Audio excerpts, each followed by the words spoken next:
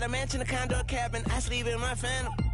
Dancing with the stars to the Star-Spangled Banner. I change your channel, I change your pattern, I ring your Saturn. I your madam, she get and I shake the ladder. I make her then gather and calculate the data. I listen up for the snakes or the baby rattle. I play the shadows, don't play no games, I straight get at them. I'm on a all day, like it's my favorite album. I play the Salmon, the Cayman Islands dancer. If I don't get the car first, I have a temper tantrum. I innovative, I demonstrated this, played it. I don't care if you owe me it. You need to pay me. I kiss your lady, then kiss the baby. Get situated, get keys off table and leave her. I really made it, get it made. Won't wrestle, cause I spatula all you action figures. Tiny like a spider on a spud web. I got some on my thumbnail. I feed it to my girls. They say, yeah. I'm doing this for the L. When I go, I'ma leave for the belt. I told you did like a chef. I want a Ferrari in yellow, just so I can match all my yellow. I've been a player since elementary. I got my boss in the penitentiary. I got a that hang several inches. I can make it bounce by myself. I can make it bounce by myself. I can make it bounce by myself. I can make it bounce by myself. I can make it bounce by myself. I can make it bounce by myself. I can make it bounce by myself. I can make it bounce by myself.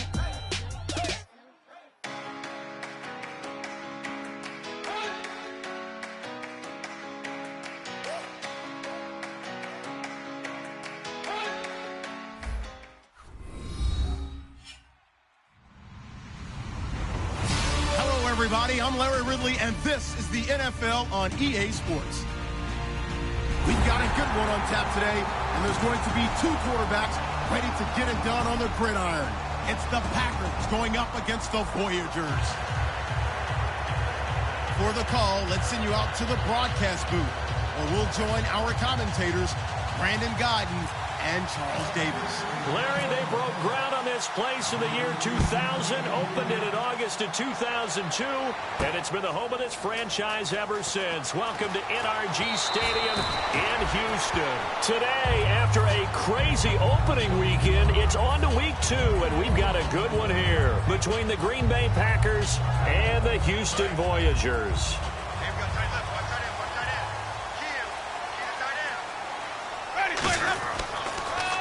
Now they'll run it on the toss. And a short gain there as he'll get it up only to about the 24. 3 yards on the pickup there, and it'll be second down. And a lot of the weight of this offense falls on the shoulders of the running back. That's because the offense knows if they give him any openings, any opportunities, he can turn it into a big play at any time. So the offense now dealing with a 2nd and 7. And the D-line pinching together must be expecting the run.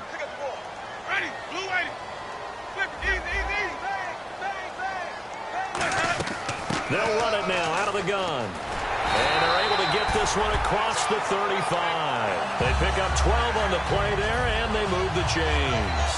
You don't have to be a finished product to show some pretty good glimpses of what could be in this league, and we just saw an example of it on that nice run there.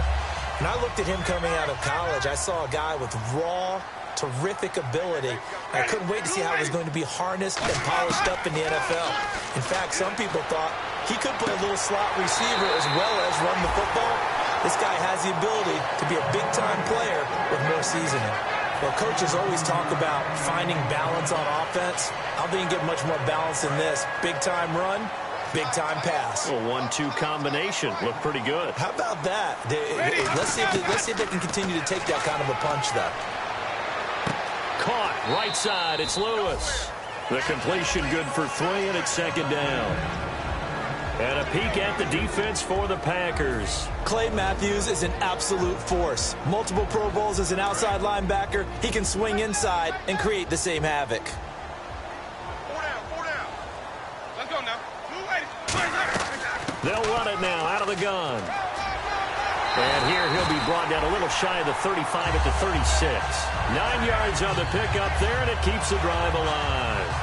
That's a good, nice, crisp run for a first down. I wonder if the defense might have been loosened up a little bit, maybe anticipating a pass instead of the run that they got. Jameis now on first down. He's going to leave this for his running back. It's complete. It'll be a 3-yard gain, and it'll be second down. So many times you hear today's NFL described as a space game. Get your best players into space with the football in their hands. That's why sometimes you just swing it out to your runner, get him out in the flat, and let him have a chance to make people miss an open field. He's going to get this one out to his fullback. And this time not quite to the 30. It'll be down at the 31-yard line. I wouldn't be surprised to see the next step in utilizing this position is to actually utilize more of a scat back in this spot, because we saw the catch there, right? He made it, but he's a bigger, stronger guy, maybe not quite as elusive as maybe someone else you would put there. Yeah, didn't get the big yardage there you might out of a smaller back. Winston, he's got it to dive. And he's taken down, but not before reaching the 10-yard line. He went full scale, loose, flexible, finding a way to catch the ball in some traffic for a key first down. Yeah, really a nice job of adjusting to the ball in the air. Not the most accurate of throws, but able to adjust and make the grab. So the chain gang now done for the drive. Ball on the 10, first and goal. And he pushes forward for maybe 3 down to the 6-yard line. So that run gets him about halfway home. Yes, now second and goal. The end zone beckons. It looms. They can do whatever they want. Full playbook. Run it again, or they can go play action and try and put it in that way. Second down, goal to go from the 6. Now they'll run it on the toss. And he gets into the end zone. Touchdown, Houston. A great effort there. His second touchdown on the season. And this offense takes the ball down the field and scores on their opening drive.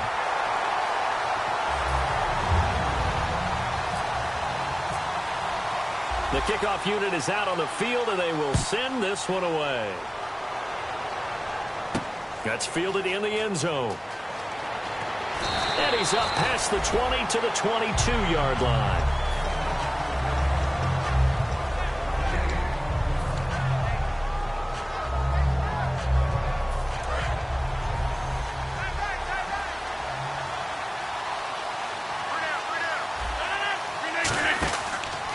Now the fourth-year man from Texas A&M, Christian Michael.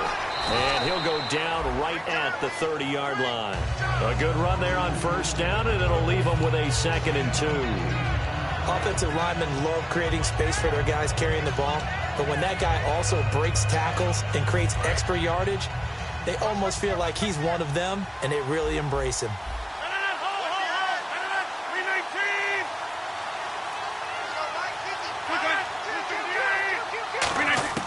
Now Rodgers throwing on second down.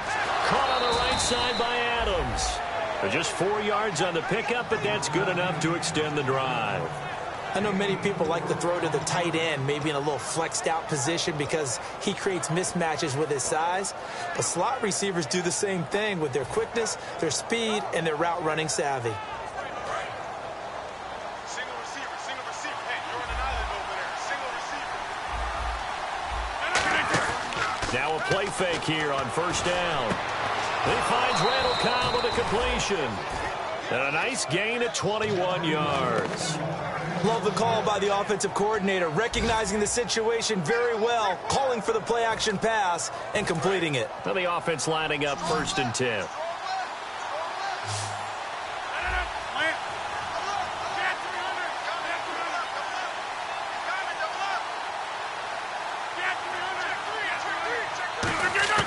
Rodgers now on first down. This is Cobb with a catch right side. And he's going to get this inside the 30. 20 yards on the pickup there. And the Packers are going to have a first down.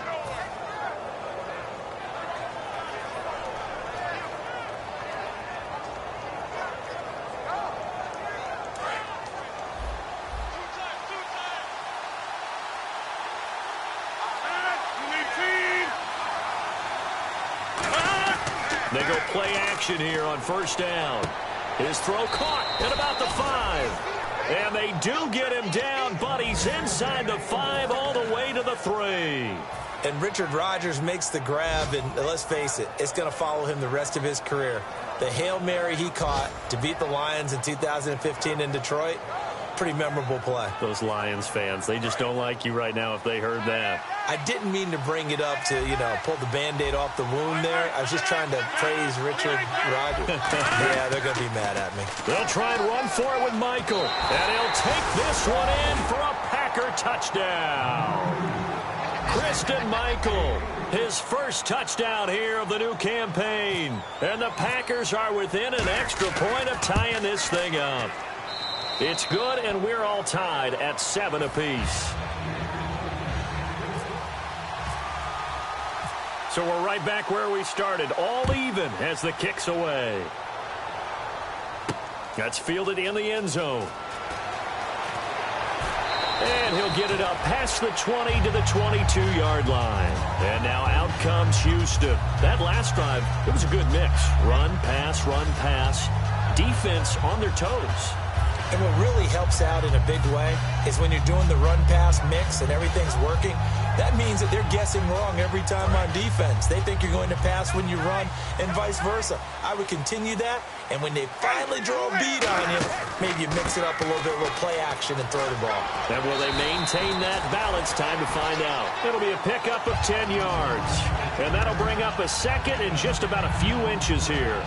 Really tough drive, but that run help salvage something there because now there's something positive that came out of it. They got to see good blocking, good push by the offensive line, wide receivers trying to get involved, a good run by the back, and now maybe it'll be a catalyst for them to look at going forward, watching it on tape. Maybe they can keep incorporating that type of a run into their offense. Second and inches is oftentimes an invitation for an offense coordinator to take a big shot downfield because he feels like he can come back on third down and pick up the first down. But sometimes you just don't want to break tendency. Stay with what you are, stay with who you know, and go get the first down. That's exactly what they did. Jameis to throw it. A gain of 6 there on first. Back with Charles Davis. I'm Brandon Gaudin, and our drive continues here to start quarter number 2. They've got it 2nd and 4 to start things out.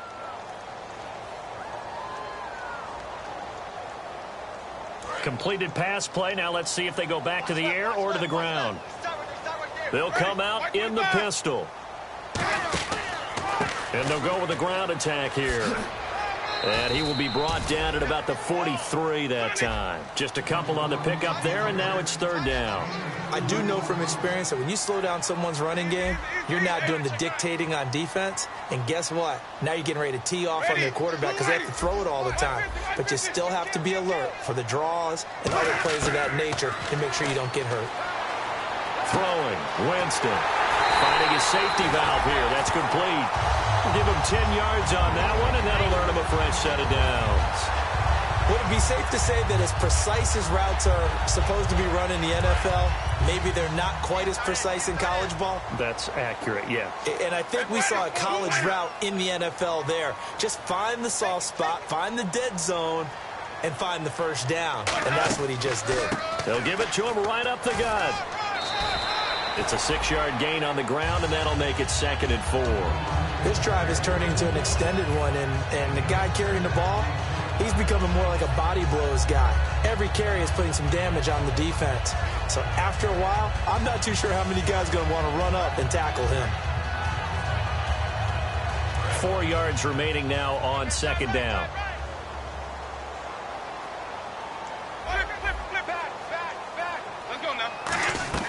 They'll run it now out of the gun. And he gets it down to the 32. They get 9 out of that one, and as a result, the drive continues. So many teams want to throw the ball in this situation nowadays, but I love watching a team that has enough confidence to go ahead and run the football. In that situation, that's almost a tendency breaker. They'll give it to him right up the gut. And nothing doing. He's immediately taken down at the line of scrimmage. Just a yard on the first down carry, so it's 2nd and 9. A 1-yard gain can look like a disaster. It all depends on how the game is going. Is it a series of 1-yard gains running the ball? If that's the case, you might have to start thinking about throwing it a little bit more. But if it's just the occasional 1-yard run, hey, congratulations to the defense. They won that one. Come back and get them the next time. An 8-play drive to this point. So here's play number 9 on 3rd and 7. On third down, Winston. And he fends him off. Oh, he breaks a tackle, and he's got an alley. And he will have the first down across the 20 to the 19-yard line. He is tough to bring down, Jameis Winston. Charles, I remember calling a baseball game of his. He played baseball at Florida State, too.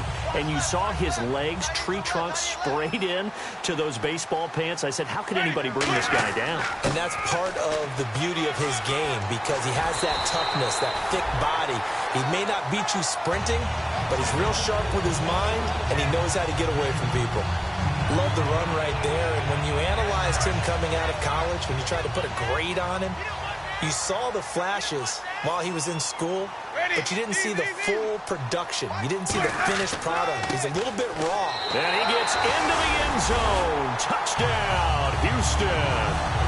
A great play there. His second touchdown of the game, his third on the year. And his guys have taken the lead. And he's got it. It's now a 14-7 ball game.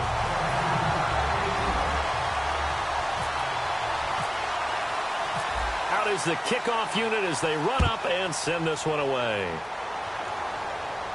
That'll be taken in the end zone. And in hindsight, probably should have stayed where he was as he'll only get back to the 16-yard line. The Packer offense now ready to get back onto the field. And they're going to need another score. Got one last time, but still down here.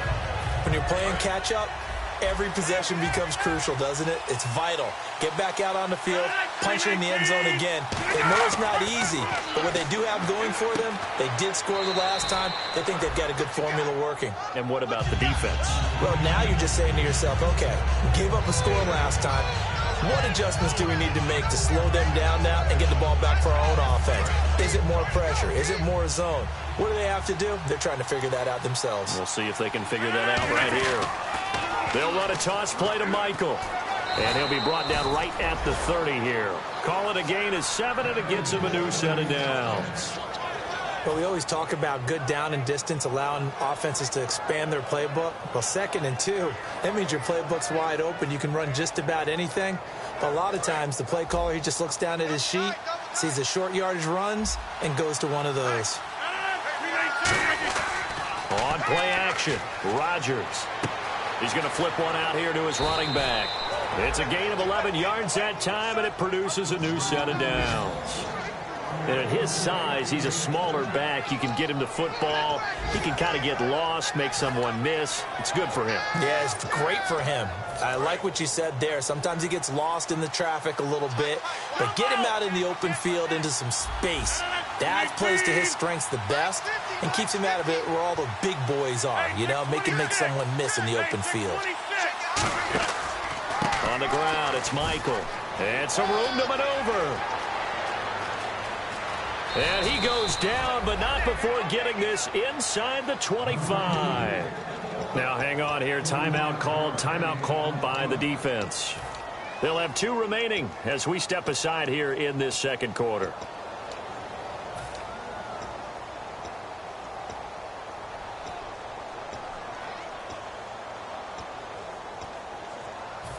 And now a first down following that long gain.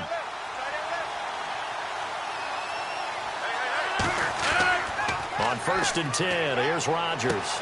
And this is caught at the 8. We heard them talk before the game about utilizing the intermediate passing game this week. It works for them there. They move the chains. And we saw them work on it in practice as well. And most teams take a period at a time to work on different things. They put a couple of periods of work into the intermediate passing game, and now we know exactly why. They got the look that they were seeking, and they were able to take advantage of it. They come up in an offset eye.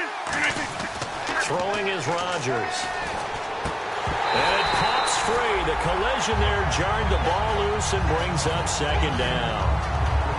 After all the preparation, all the practice, a play like that will absolutely break your heart. They had everything they wanted, just unable to complete it. In the end zone, a big-time drop. And they'll let the fullback try and take him home. They get 3 yards closer, but still work to do. It's 3rd and goal. Now hold everything here. We're going to get a timeout by the offense. They'll have 2 remaining as we step aside here in this second quarter.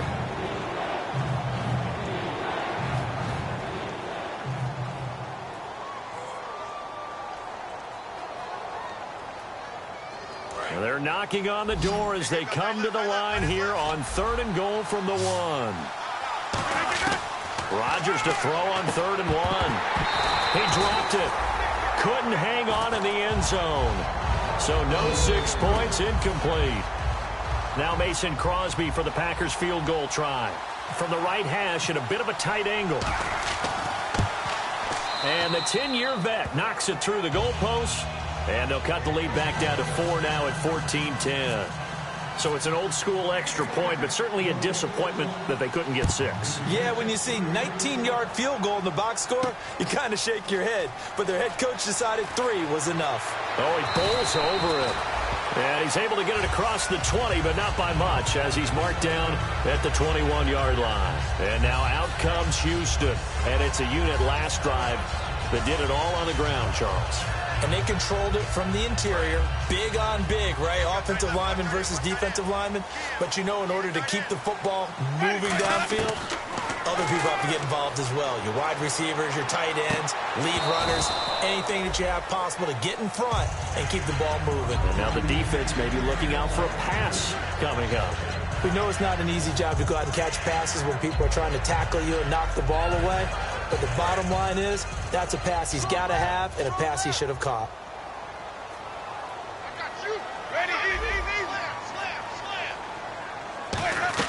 They'll run it now out of the gun. Room here to run. And he's going to get this one across the 30-yard line. A nice pickup there of 11 yards, and it'll move the sticks. Really good, skillful, tough running throughout this contest. Picked up first down after first down. He's got to have a nickname, doesn't he? How about the human first down machine? I think that fits. It's a 7-yard carry to set them up with a 2nd and 3.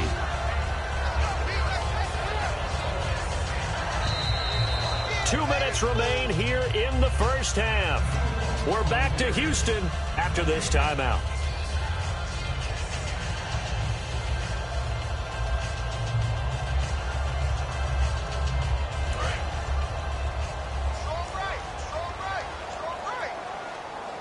Looks like the defense in press coverage here. Here's Winston. Rolling to his right. Mike Evans, the one he was looking for. And it's 3rd and short. It's a tried and true formula, and I don't think it'll change for as long as we play football. If someone's trying to throw the ball and you can put pressure on them and make it tough, that's only going to help your defense. Yeah, he's since being hurried. He got rid of it before taking the hit, but incomplete.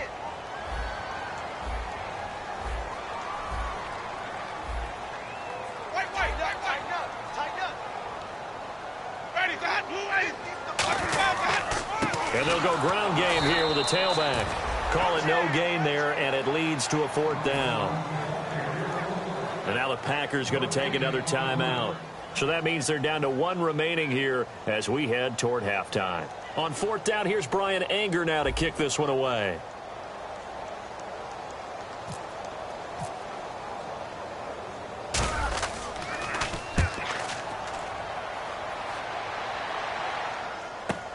This is fielded at the 7. A good return there, 17 yards. And it'll be Packer football here. First down and 10. The Green Bay offense now about ready to take possession here.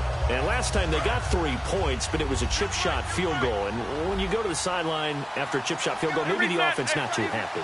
It's a balancing act, isn't it? Because you're exactly right. They're none too pleased that they didn't punch it in for 6 points. But they also have to remember they did put points on the board. 3 points is 3 points. And in this league, you take points when you can get them. Not easily done. It's a loss of a yard there, and now 2nd down. And never good on a pass completion there to go the wrong way. Lost yardage. No, for some reason it seems to work better when you throw it downfield or you can move the ball downfield running it that way, doesn't it? But in this case, if you're the defensive guys, you're energized, executed well, and you caused a lost yardage play. That's going to feel good and look great in film. He completes it to Jordy Nelson. And the play goes for 19 yards, gives him a new set of downs. And when an offense is doing a nice job selling the play-action pass, a lot of responsibility shifts to the linebackers. They're the ones that have to determine run or pass and get to the proper places on the field. Rodgers now on first down. Throwing over the middle, and it's incomplete. Jared Cook, the tight end, was the target. And that'll bring up 2nd down. Normally, he's pretty reliable. Usually catches what's thrown to him. On that play, he simply dropped it.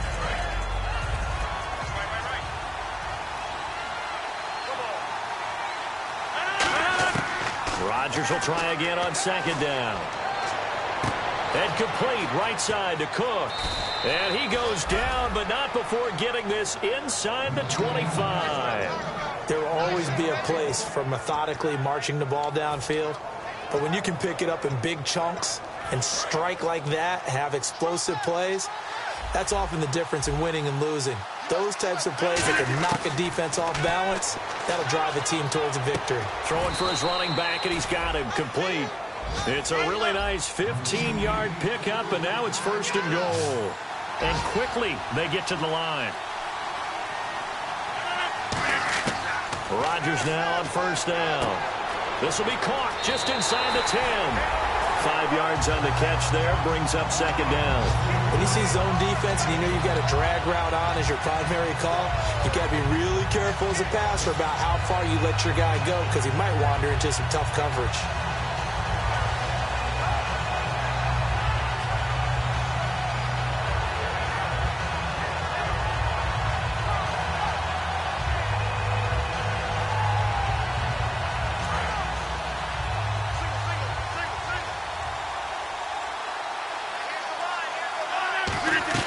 Rodgers again now.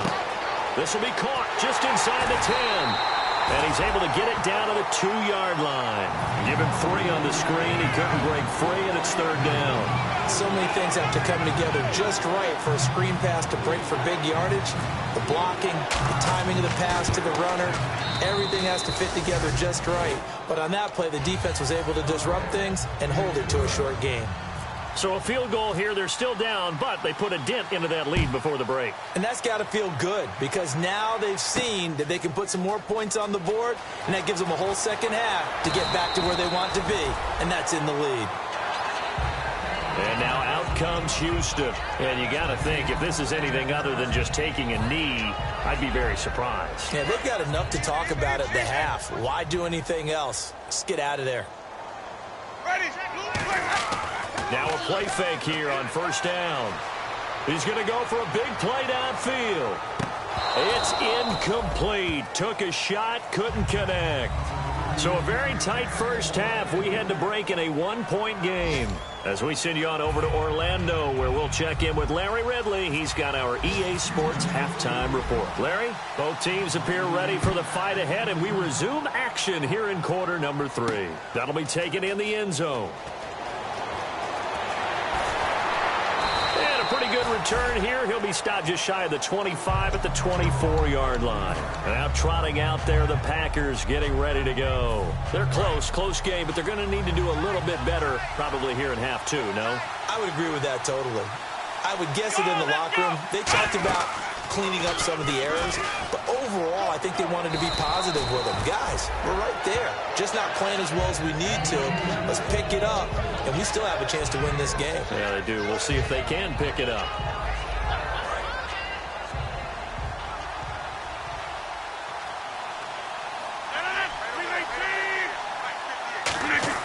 Now this time, Rodgers will throw. And Rodgers is going to go down. He's sacked. They bring a man off the corner that time, and he gets home for a loss of 6.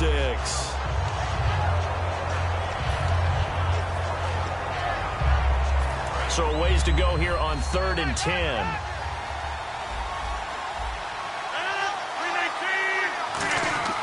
Throwing is Rodgers on 3rd down. And incomplete. The contact made the ball roam free and brings up 4th down.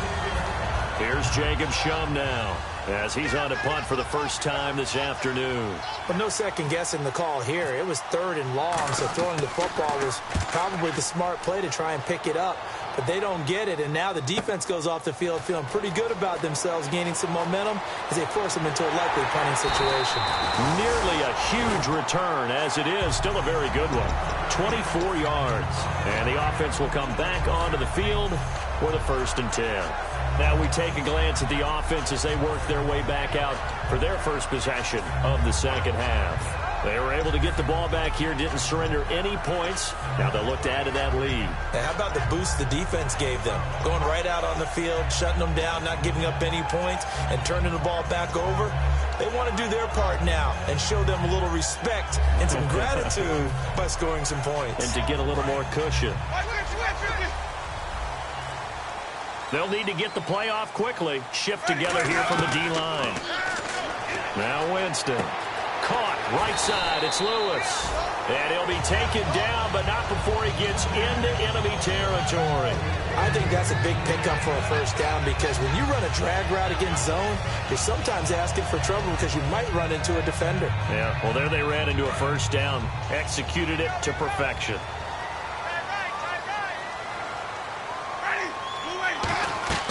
They'll run it now out of the gun. And for one of the few times here today, this run's not going to go anywhere. No gain on the play. It'll be second down. And they're going to speed things up here. Second down, Winston. He gets it to die outright. And they'll lose a yard that time, and that's going to lead to a third down. Now that was well defended. And as a cornerback, what you're taught when you see a wide receiver screen, either you get underneath the play before the blocking forms, or you're going to have to fight your way through it by getting through some blocking. That was a really nice play there. He's got Evans.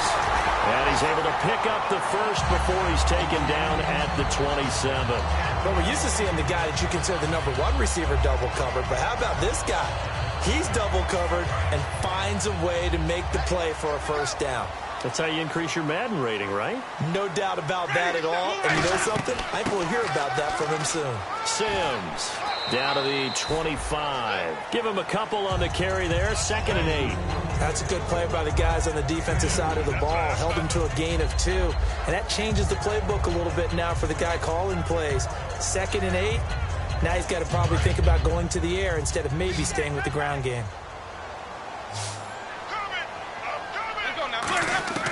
Now a second down throw for Winston. A dump off to Sims. And he's able to get it to the edge of the red zone at the 20-yard line. Give him 6 on the play, and it'll be third down. So many times you hear today's NFL described as a space game. Get your best players into space with the football in their hands. That's why sometimes you just swing it out to your runner, get him out in the flat, and let him have a chance to make people miss an open field. They'll give it to him right up the gut. And hit behind the line. He lost the football. It's loose. And he will return this one to the 30-yard line. And Green Bay getting ready to go as they take the field. And on the last go-around, they really couldn't get anything going. They had to punt from deep inside their own territory, which means you're going to lose the field position battle as a general rule. What they're looking for now is a little more consistency, move the ball at least a few times on offense, get a couple of first downs, and hopefully flip the field. Well, just something to build off of. That's what they're looking for here.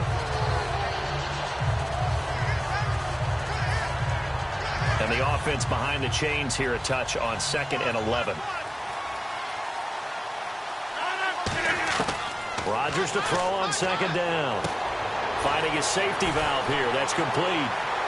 And he was able to shed the tackle, but the reserves come in for the stop. So a little grabbing there, but this time it goes against the offense for holding.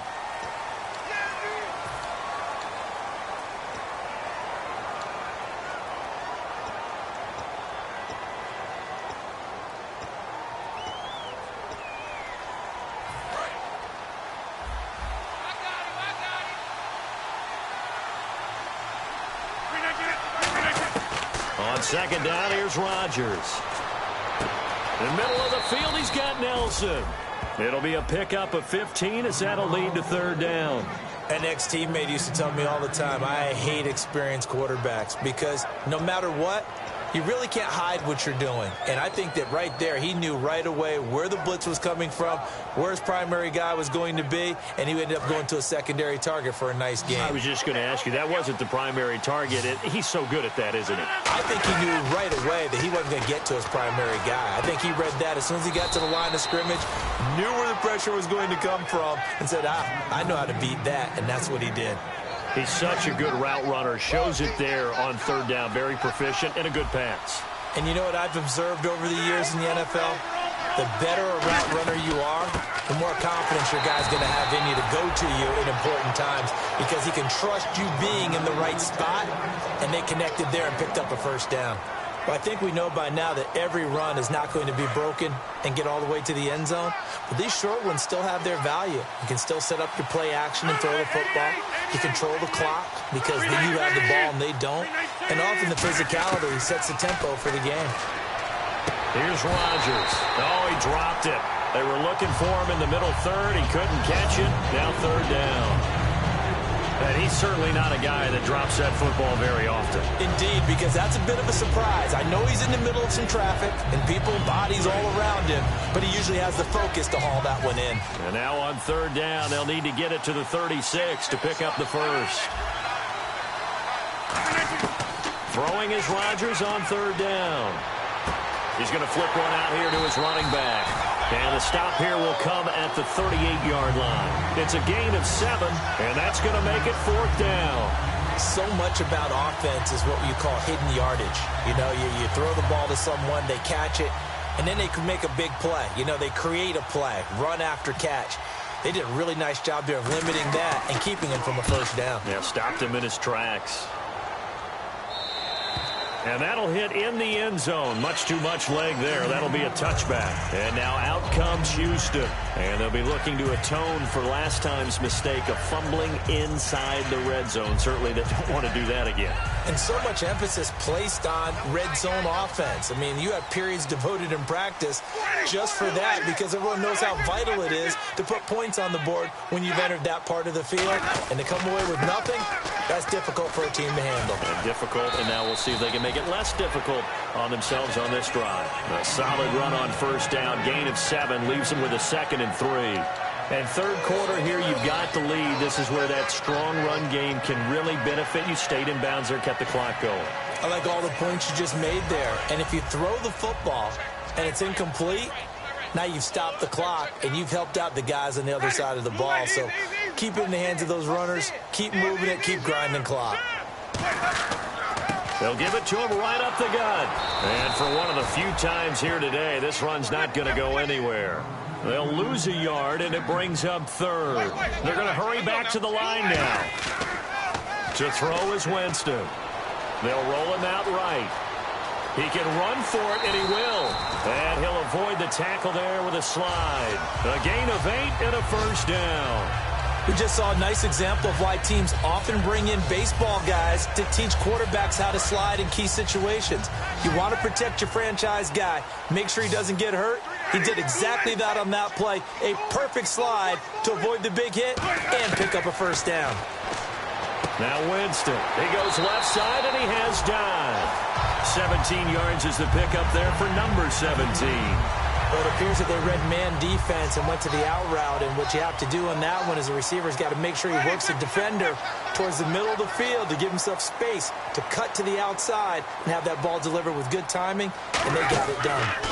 Now a handoff here to his running back. Shreds the tackle, and he's brought down. It's a pickup of 14 there, and it's good enough for a Houston first down. Back now here on EA Sports. And we've got a dandy here, a 1-point game as we begin the fourth. So the run gets them the first, and now they operate with a fresh set of downs.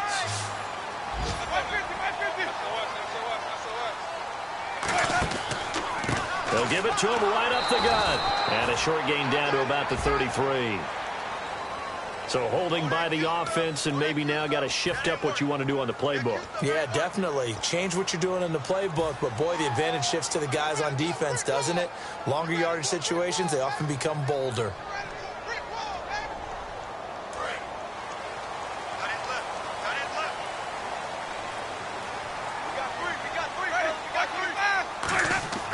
Jameis to throw it. And Dye has it over the middle. And here he'll be brought down a little shy of the 35 at the 36.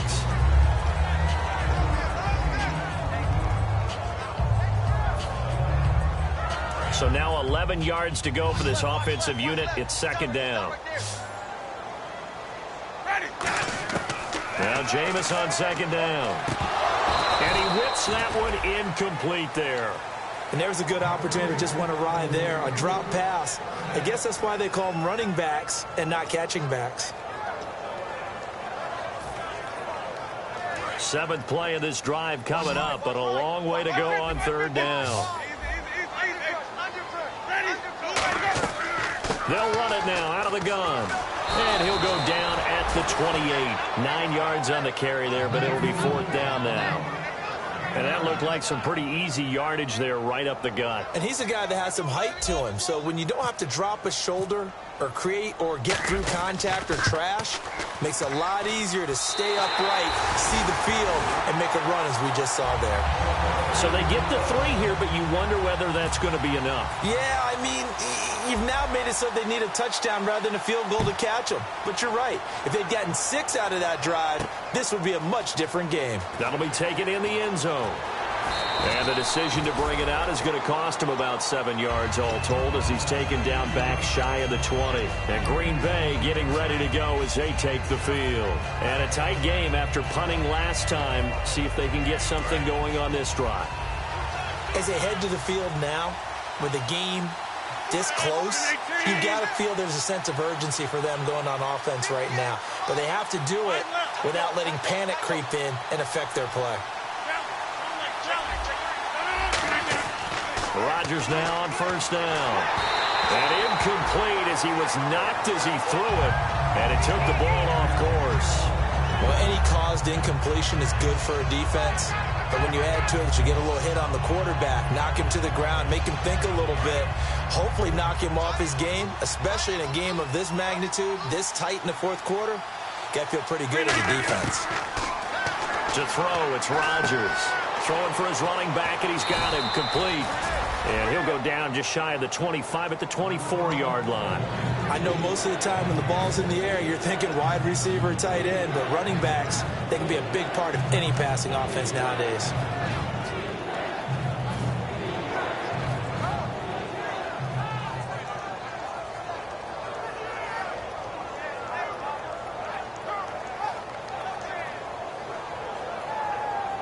Third and 4. And on the outside, they're playing press coverage. From the gun on 3rd down, Rodgers. He's got his target. It's Cobb. And he's going to have a 1st down as he's brought down at the 44-yard line. I don't care how many times we see it. I still get a kick out of watching quarterbacks and receivers do the pass tree in pregame warm-up. But I always remember that when we go to practices, we see that after practices as well. They really tune it up, don't they? They tune it up. They know why they do it for these situations. 1st down. And they build that trust, and that's why they're able to find him in this type of a situation. Some runs are blocked so well, you almost forget that someone has to carry the ball to gain the yardage. The leverage by the offensive line to create space up front, really well done. Second and just 1. They come out here in the eye. On the ground with Ripkowski. And he is met at the line of scrimmage, and he goes down right there. Not enough there for a 1st. No gain, as a matter of fact. And it leaves them at 3rd and 1.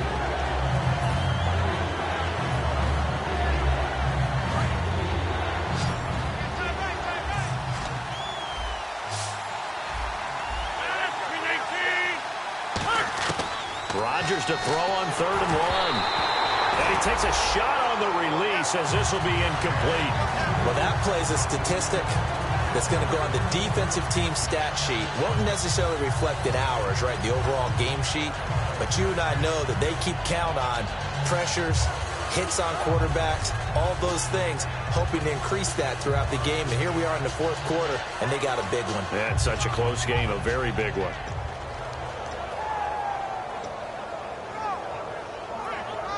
One score down. Here we go. They're going to go for it here on 4th down.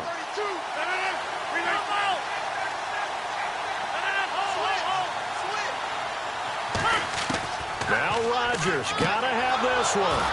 And he finds Cook. And he's able to get the 1st before he's taken down at the 36. We always talk about big-time players make big-time plays in big-time moments. I think that 4th down qualified. That was a heck of a throw. 319!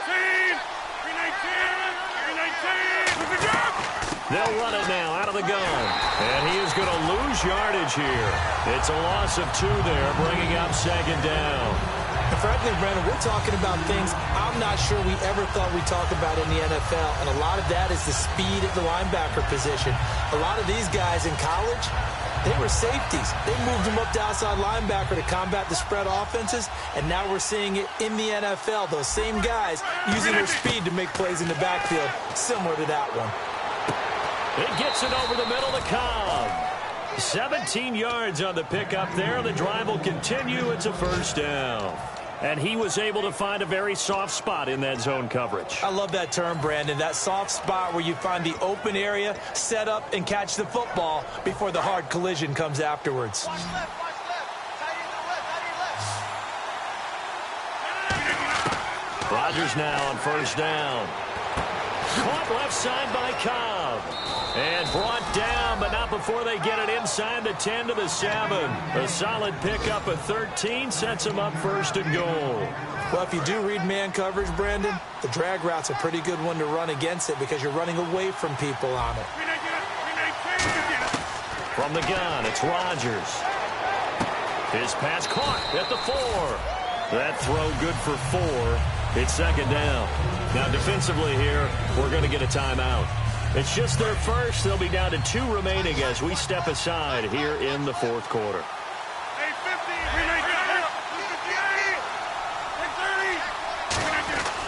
Now a handoff. It's Christian Michael. Able to get a couple here, but won't get across the plane as they stop him right around the 1. Now a stoppage here. We'll get another timeout. That's going to leave them with just 1 remaining here in this fourth quarter. Now they've gotten it to the 1. Can they get that final yard here on third and goal? On third down, it's Michael. And this one will wind up with him losing yardage back to the 4-yard line. Now whistles come in. We're going to get a timeout here by the offense. It's just their first. They'll be down to 2 remaining as we step aside here in the fourth quarter.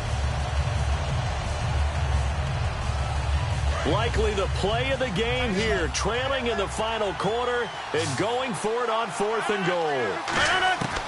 Got to try it here. He's back to throw. And, a crusher there as it's intercepted. Picked off by Brad McDougal. And a big turnover there as his guys will get the football back. Getting late here in the fourth, and if this team has any chance to win this football game, their defense obviously needs a stop here.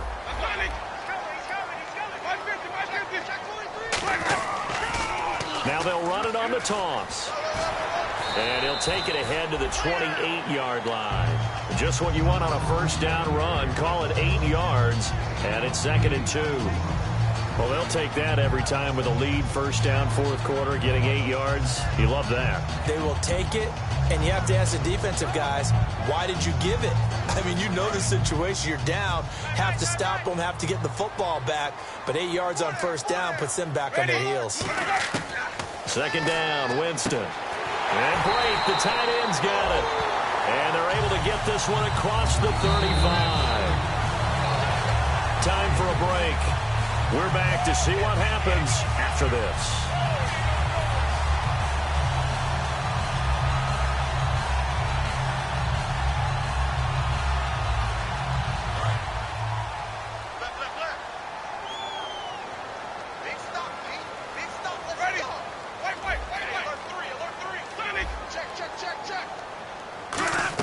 They'll run it now out of the gun.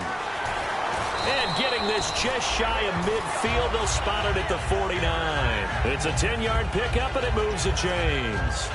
I know anytime you watch a team run the ball really well, there's a pinball effect, people bouncing off of each other. There's also some things of beauty in there when you see these nice, explosive, strong runs.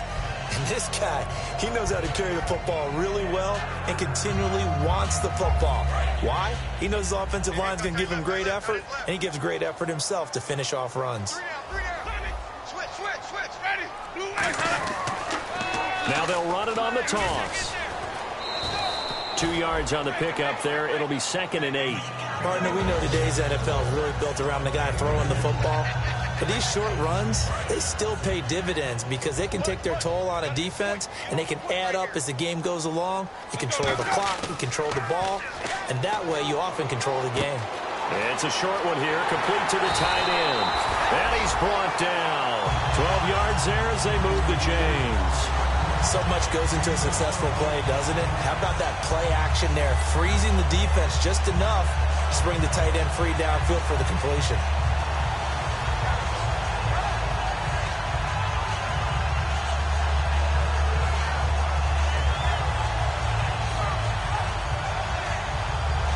Fresh set of downs here.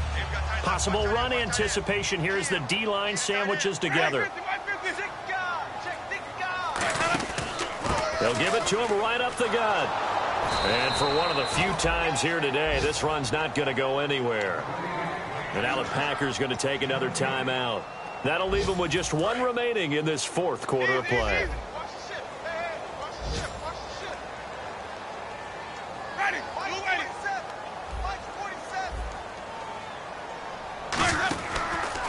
Now a handoff as they run left side. And for one of the few times here today, this run's not going to go anywhere. Only a yard on the pickup there, so it leaves them needing a conversion here on 3rd and a tough 9.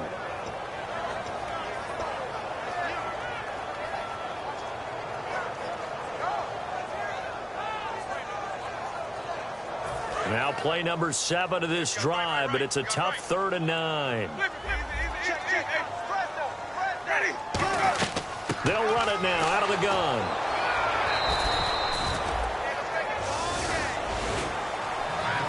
And Charles, I think when the schedule comes out, all teams, no matter where they're predicted to finish, talk about protecting your home turf. They were able to do that here in this one. Similar to a tennis match, right? Not letting them break your serve. That way you hold on to it. They got it done, and they feel very good about that victory. So for the home team here, it's a win here in their home opener as they move to...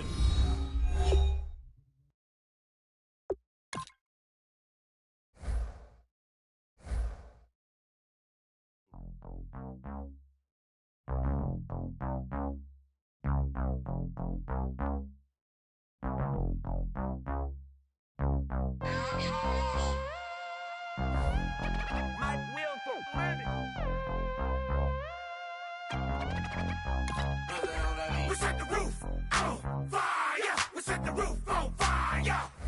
We set the roof on fire. We set the roof on fire. We set the roof on fire. We set the roof on fire. We set the roof on fire. We set the roof on fire. We set the roof. We set the roof. We set the roof. Yo, I just subscribed to your channel, bro. Can you subscribe back, bro? I would really appreciate it if you did, bro. My YouTube channel is big SAU. 2 3s on my feet, then I pump fake. Baby girl, grab the crew. Kiss it, sweat, leave, Mr. Couldn't took it quick. Hottest on the planet, get the place lit up. Fly, got expensive taste, sight into. We ain't on the same team, cheer up. Bunch of that make sit up. I ain't come to blend in, boy, I stand out. Money talks, you just popping off at the mouth. If I'm the topic, then the conversation heated. Right shrimp, getting booked up in every city. Splash out with cash, had the spaz on the waiter. She messed up my order 3 times in a row. I'm good on gas, I just filled up my tank. Now let's fill up her head and let's see if she goes. We set the roof on fire. We set the roof on fire. We set the roof on fire. We set the roof on fire. We set the roof on fire. We set the roof on fire.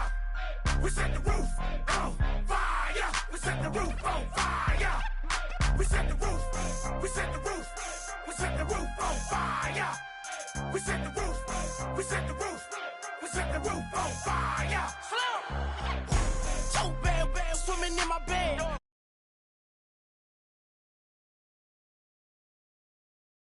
Hit the rain, I just lit the gas. Young, wild, winning, living fast. Stashing money in a brown paper bag. We set the roof on fire, then we flood it out. We just threw the money up, we ain't even count. Shake it, shake it, in my speed, girl, I'm nothing, messing up my speech. I'm $1 million player, baby, nothing's at my reach. I'm $1 million, like I hit the lottery. Splash her with cash, had to spaz on the waitress. She messed up my order 3 times in a row. I'm good on gas, I just filled up my tank. Now let's fill up her head and let's see if she goes. We set the roof on fire. We set the roof on fire. We set the roof on fire. We set the roof on fire. We set the roof on fire. We set the roof on fire. We set the roof on fire. We set the roof on fire.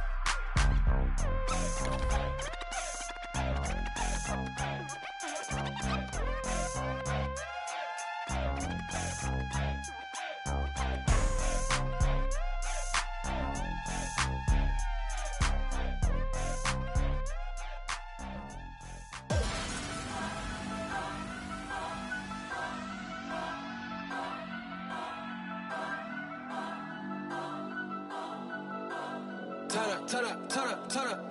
I'm breaking in. I'm at the pearly gates, but they won't let it in. I told the devil, I said, I ain't trying to sin, yeah. No, I ain't trying to sin, yeah. Pray to the Lord, Daddy, let me in.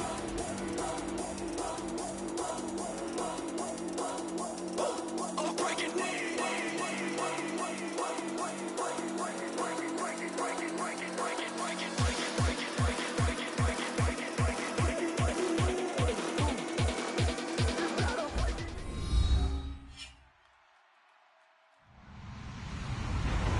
Everybody, I'm Larry Ridley, and this is Madden 17 on EA Sports.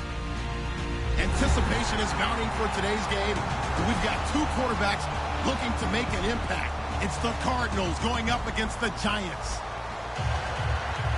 With that, let's get up to MetLife Stadium in New Jersey as we say hello to Brandon Gotten and Charles Davis. All right, Larry, thanks. We are across the Hudson from Midtown Manhattan at MetLife Stadium in East Rutherford, New Jersey. Today, it's week 4, and we've got what should be a great one here between the Arizona Cardinals and the New York Giants.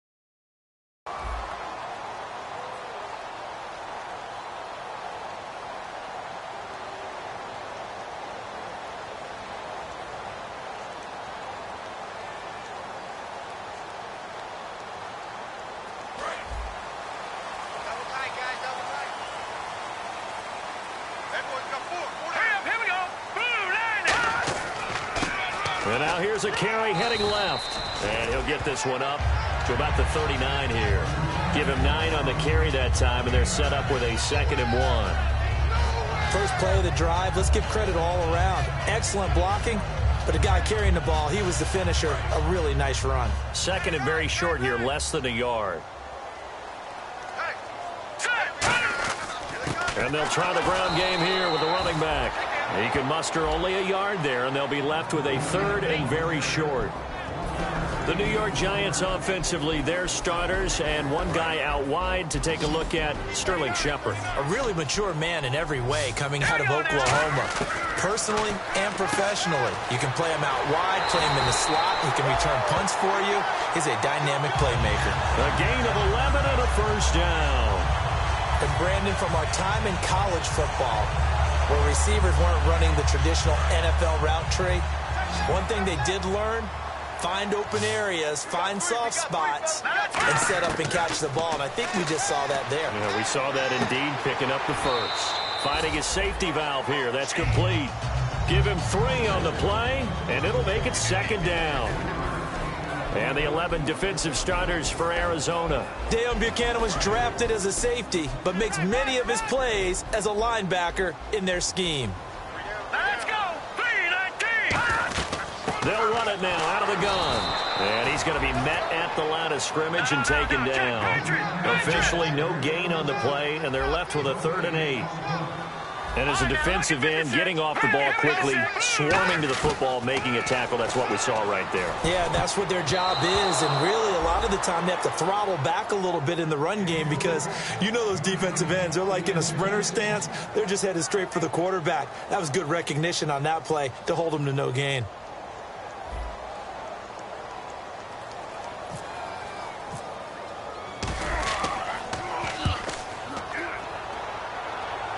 And out of bounds, sailed over, looked like right near the pylon. This one's going to be perfect. Directional kicking at its finest, right down at the 1-yard line.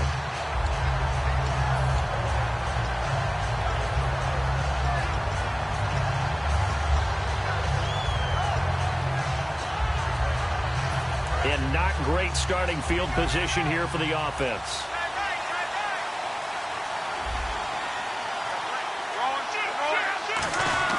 Now a first carry for their fullback. A gain of 3, 2nd down. And give him a lot of credit there, but even more credit to the guys up front. In that situation, you know it's going to be a stacked defensive front. And to be able to gain that much yardage, that's a big win for the guys on offense. Yeah, they were just about standing on their own goal line, so to get a few yards there, a great start. Now we'll see what 2nd down brings. Here's Luck. No, he doesn't have it. Maybe some alligator arms there going over the middle. 3rd down. And the Buffet boys, the O-line. Hopefully they're ready today. Listen, you got to feed them first. But if you do, you usually get a great product out on the field. And when they play well, the quarterback can't wait to feed them afterwards. From his goal line here, Luck. And this time he's got the hook up. It's complete. And he's going to have the first down as he's marked down just shy of the 20. And when you're playing a quarterback with some experience and some moxie, you enter the danger zone when you decide to blitz him, because if he's able to diagnose as he did on that play, he can hurt you downfield. He reads defenses so well, doesn't he? He really does, and the best part about that play for him, I don't think that was his primary target. I don't think so either. I think he had the read, figured out where the blitz was coming from, and went to a secondary target for a really nice game. And quickly the starting 11 now for the New York defense. Joe McCoy's one of the top defensive tackles in the league. Always a threat to go to the Pro Bowl, especially because of his pass rushing ability. See if they stay on the ground for 2nd down. They'll fake the handoff. Now Luck. And incomplete there. A nice hit. Jars the ball free and brings up 3rd down. It looked like they had something there, but I think that he was thinking about running with the football before he actually hauled it in, and that led to a big drop.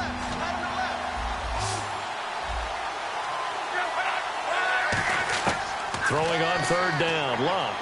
Out to the left here to Reed. And the broken tackle helps lead to a first down gain. A nice pickup there, 10 yards, and it'll move the sticks.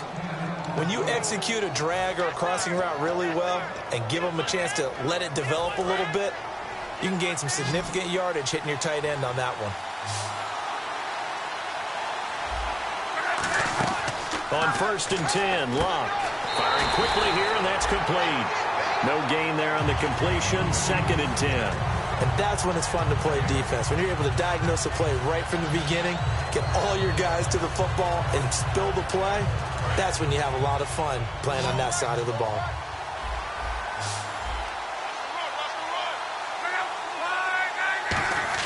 Again, Luck.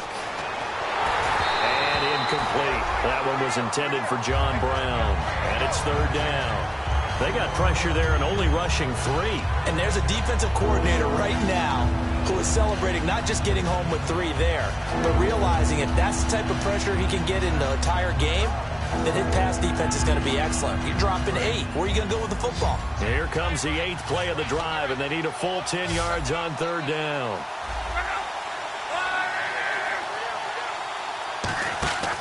Play action. It's Locke. And he comes back with one complete. They give him 12 yards and a 1st down. Slant route's effective no matter who's running the route and catching the ball. But when you have a receiver of that stature, you have to be a little bit more precise throwing it. You don't have the same catch radius with the bigger targets. They'll run it now out of the gun. Trying to run inside, but nothing there. Officially no gain on the play, and it's 2nd down. And he got off the end there very quickly to make that play. Yeah, it was almost like the bullet train, wasn't it? I mean, just zoom. Quick, quick, quick. And what a terrific play, holding them to no gain.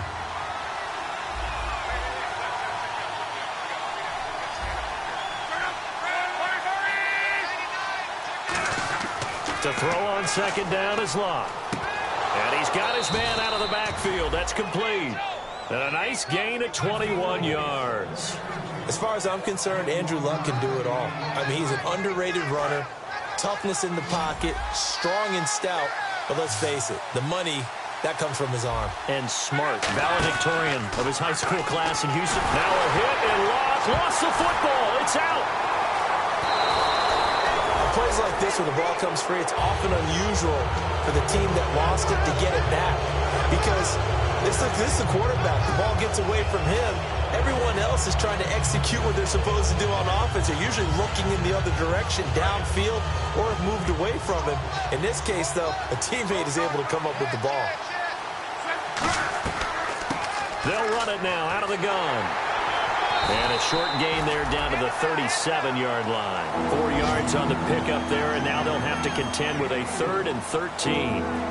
On any running play that's called, they're always hoping that it's going to break big and go the distance. But when you get a nice gain like that, you're able to do so many things anyway. You can come back and run essentially the same play again, continue to move the ball on the ground, or you can decide to throw the ball now because usually you have the defense back on its heels.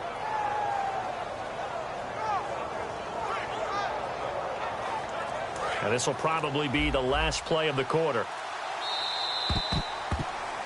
Ready to go now in the 2nd quarter. Brandon Gaudin, Charles Davis. It's the Cardinals in possession of the football. They're in the midst of a nice drive, but facing a 3rd and long here. Oh, just play after play after play on this long drive for the offense.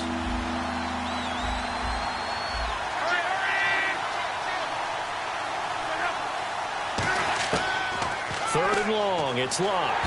And he'll be hit from behind and taken down. Olivier Vernon. He's the one that gets him down. It'll be a loss of 5, and it'll bring up 4th down.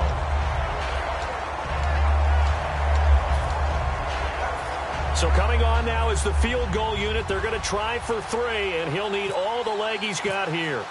This will be spotted just shy of midfield. A 59-yard attempt. And he's going to miss this one. Wide to the left from distance. It's no good, and this will remain a scoreless game.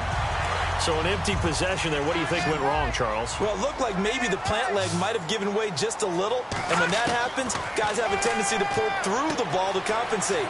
And in doing so, sent this one off target. They get 25 yards out of that one. And the Giants are going to get a 1st down.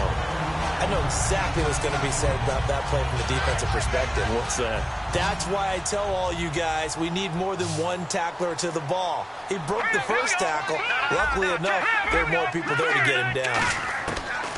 Back to throw now on 1st down. And a quick throw here, that's complete. And he's brought down. Giving 10 yards on that one, and that'll earn him a fresh set of downs. And now the passing game here in the 2nd quarter starting to heat up a little bit. Don't you feel the rhythm starting to happen, right? You see it. Now the confidence is starting to rise. I think now's a play caller. Because that has happened, you lean on it a little bit more. You don't go totally away from running the football, but you do say, guess what? We can throw it. We can throw it well with a whole lot of confidence. Now it's 2nd and 7.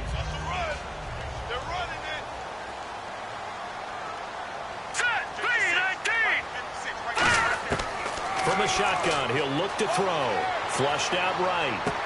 Going to throw right side here. Complete. No gain that time on the completion, and it'll be third down.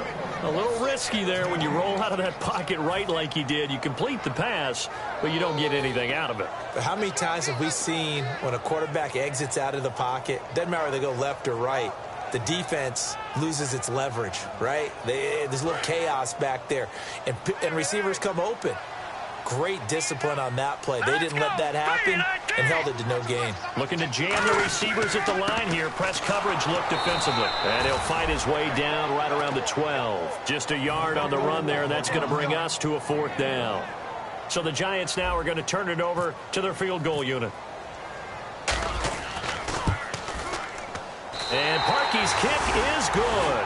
And the Giants are off now to a 3-0 lead. And we were scoreless up until this point in the second quarter. Now we finally have a little action. Let's see where this action takes us. First quarter, no points at all. Now we've got our first score of the game. Well, does that signal that we're going to get more as we go along? Or will it revert back to what we saw in the beginning of the game? So out now come the Cardinals. Last time out, they had that long 50-plus yard field goal that they missed. And I'm sure on their sideline they're thinking to themselves, okay, do we still want to try one if we're in that position again? And I would dare say that the answer would be yes. They're going to have a lot of confidence in their kicker. But just to be on the safe side, I'm sure they told their offensive guys, can we get a little bit closer this time? Closer. Yeah, I'd rather get in the end zone first and foremost. But if all else fails, less of a field goal attempt for him. 10 yards still left on second down. They come out here in the eye. On second down, here's Love. And he'll be hit as he releases it, and that'll fall incomplete. You got to give some credit. They're able to hop up in the air and bat that one away. And that's frustrating for an offensive lineman because the only recourse is when he goes in the air to try and get some type of a pop or a shove, hoping to bring his arms down. Off of play action, Luck. And he's going to find his man out of the backfield. That's complete. A gain of 19 and picking up the first. So he makes the grab and the chains move forward. Nice job by the offensive line giving them time to complete that first down pass. They'll put 2 receivers left, 2 to the right. On first down, Luck. He's got the hook up to John Brown on the right side. Just a yard on the catch there. It'll be 2nd and 9.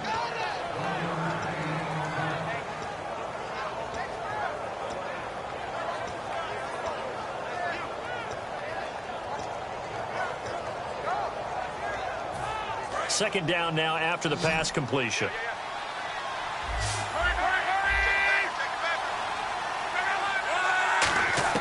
To the air again, Luck. Wide open receiver complete. And now the Giants will stop play as they take a timeout defensively. They'll have 2 remaining as we step aside here in this second quarter. So the offense has it 1st and 10. 1 receiver left, 3 to the right. On first down, it's Luck. He's got time in the pocket. Now he's forced out left. It'll be a gain of 8 yards, and that'll make this a 2nd down. Okay, he's not going to get the first down, but this is still a nice job of buying some time and then running to get to the sideline and get out of bounds and avoid the big hit. Offense in a good spot here, 2nd and 2.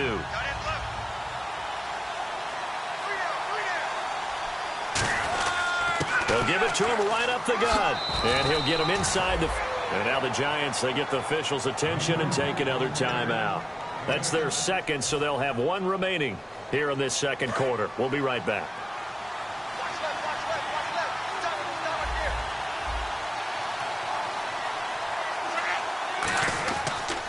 Going to give this time to the tailback. And he is going to lose yardage here. And play is stopped here. Timeout. It's the defense calling the timeout here. And with that, they're now out of timeouts. There's still plenty of time remaining here in this second quarter. And the offense moving in the wrong direction here now as they face a 2nd and 12.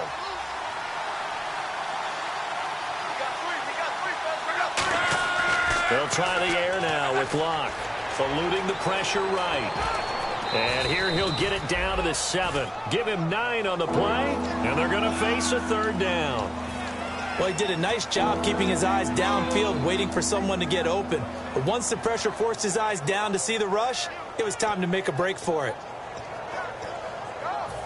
Here comes play number 9 now as they come up on a 3rd and 3. So a pause here for us as well. Time to pay some bills. We're back to East Rutherford, but first this timeout.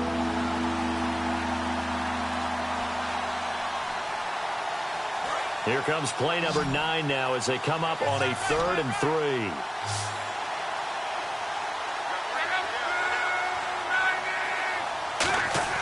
Block on 3rd down. This will be caught at about the 5. 2 yards is all they'll get on the completion. It's 4th down. One hallmark of good defenses is understanding the game, understanding positioning, and tackling immediately in the secondary after catches. I think we just saw that on display right there. Got to him before he ever had a chance to think about turning it upfield. They come out with 1 back and 3 tight ends. Luck going to keep it on the sneak. It'll be a 2-yard gain, and the decision to go for it pays off. They've got a 1st and goal. One of the hallmarks of their success this year, they've been fearless on 4th down, and they convert another one right here to move the chains.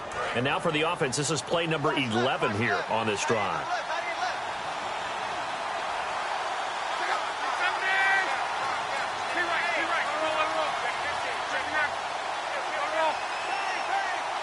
From the 2-yard line now, it's 1st and goal. And he's going to get this back to the 3-yard line and no further. That's going to go as a loss of a yard, and it'll be 2nd down. But there's another example of why they haven't scored any points so far. I think it's time to abandon the run game, spread things out, and go to the air. It certainly can't be any worse than what they've done so far. Now they send a man in motion right. Now they'll run it on the toss. And he'll get blown up behind the line of scrimmage. Back at the 6. They'll wind up losing 3. And now it's 3rd down. Partner, we're into the 2nd quarter, and I guess you can kind of look at it both ways. The offense, they've got to figure out what they're going to do because they haven't scored any points. But if you're the defense, you're feeling great about what you've got going on. The only concern you have, you get to the half. What adjustments will the offense make to try to defeat you? Only a yard on the pickup there, and it's going to bring up a 4th and goal. Now hold everything here. We're going to get a timeout by the offense. So as they take it over, we step aside. So with 2 ticks left here in the half, on is the field goal unit. From the right hash here, should be an easy one. And Catanzaro's kick is right through.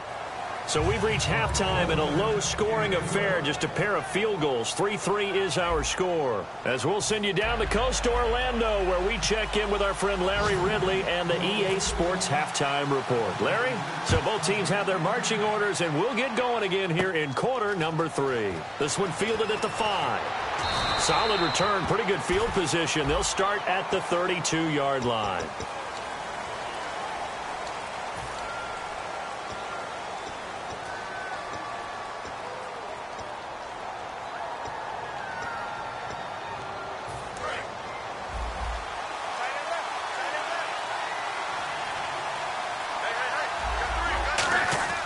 Now a play fake here on 1st down.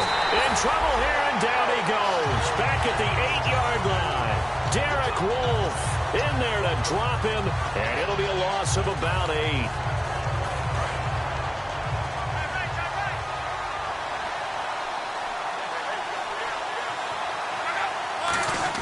To throw on 2nd down is Luck.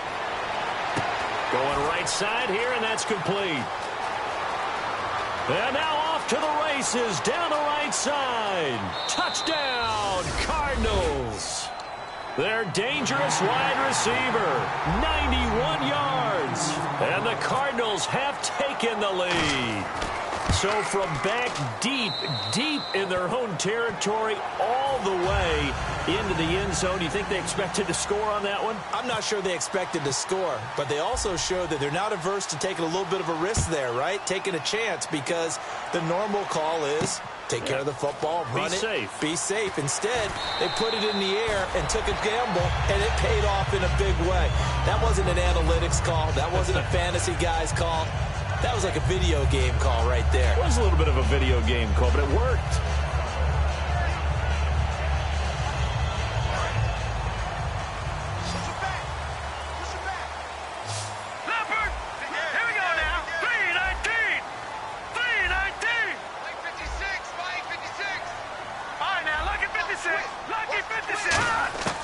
They'll try and start this drive in the air. And this is Shepard on the catch. A gain of 6 there on first.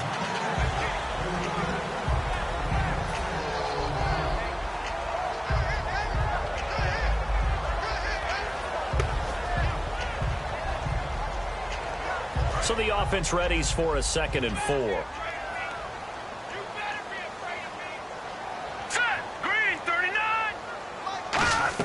They'll run it now out of the gun. So there you go, holding by the offense, and that'll push them back. Changes everything now as you try and figure out what your playbook has for you. Longer yardage situations, tougher to execute and pick up first downs.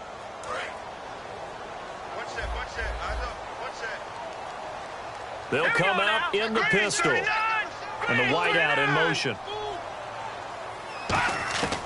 Now a shotgun snap as they'll look to throw. He's going to rifle one deep left side. And he fires one that's intercepted. A great read, and it's picked off. And his guys are going to take over at the 31-yard line. And the Cardinals getting set to trot out there now. And they were able to punch it in the end zone last time. They'll be looking to do that again here for the defense. Obviously, they'll be looking to stop them from punching it back in the end zone. It always is punch-counter-punch, isn't it? And which team has the advantage? Well, let's just go back. Last time on offense, they rolled downfield, got into a good rhythm. You can see a little more bounce in and out of the huddle. You can see the sideline really get into the game. So defensively, you're thinking to yourself, how do we take that away from them? How do we get the advantage back? Let's see what they come up with. I think pressure is always the first way to go. You love pressure. I love it. We'll see if they dial it up this drive.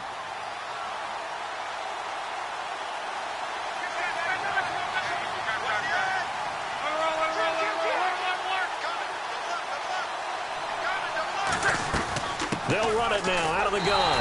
And he is going to lose yardage here. A loss of a full 3 yards, and now it's 2nd down. Well, on that play, the expression, don't blink, you might miss something, certainly applied. That was fast. Defense diagnosed the play, and it was over in a heartbeat. 2nd down, offense behind the sticks here. 2nd and 13.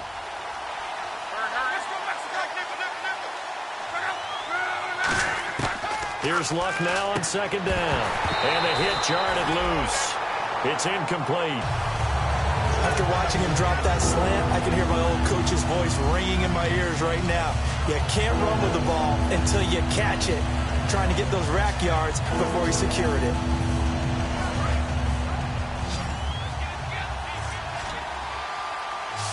And 5 in the secondary now for the Giants on 3rd down. 3rd and long. It's Luck. A hit as he throws there, incomplete. A pretty good coverage there, and both of these defenses, they've had good coverage throughout this one. No doubt about it, and in today's NFL, where we're used to a bit more scoring, this feels almost like a well-pitched game in baseball on both sides, where the tension continues to build. Who's going to make the big play? This is taken around the 12. 7 yards on the return after a punt of 39. And it'll be Giant football, 1st and 10. New York set to take the field. And following the interception, just any interception, are you a little bit more cautious when you start that next drive, or no, you just throw that out the window? I think you are. I don't think that there's any way you can run back out there and go, totally didn't affect me. Let's just go ahead and be loose with the football again.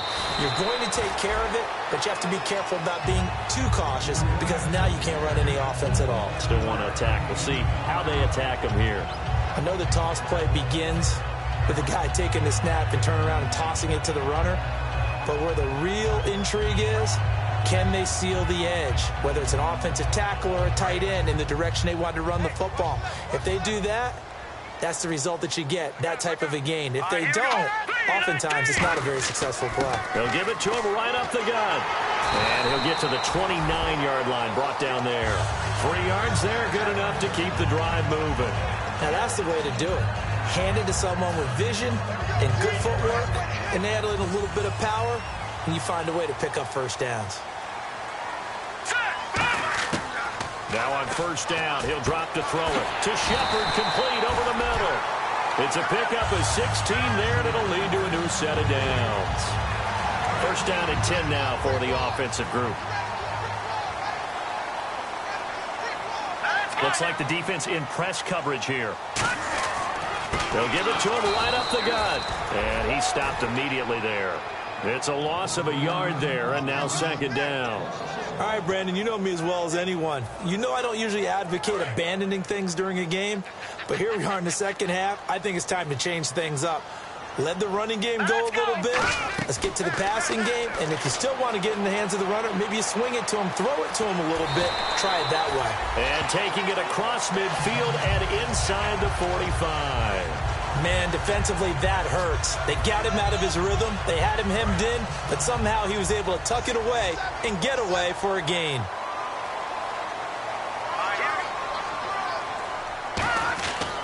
And they'll go on the ground. And he'll be brought down at about the 42. 2 yards on the carry there. It'll be second down. Tough day, tough sledding right there, and it's been that way the entire game. Not a whole lot of room to ramble for him. Yeah, you're right. It's been that way all afternoon. Didn't get a whole lot better there. Here we go now. And on the ground they go with a running back. And he gets this inside the 35-yard line. It's a 10-yard pickup, and it moves the chains. So much for him being bottled up throughout the day. Finally finds a way to break through and get a really nice gain. The defense had felt great about what they had going. Now they've got to turn their attention to getting it back in that direction. Can they bottle him up again? Because I'd say after that run, confidence is pretty high for him. On the move to his left. Oh, he's got a man wide open, complete. And he will take it on in for a giant touchdown. Their dangerous wide receiver with his first career NFL touchdown. And the Giants are an extra point away from tying up this football game.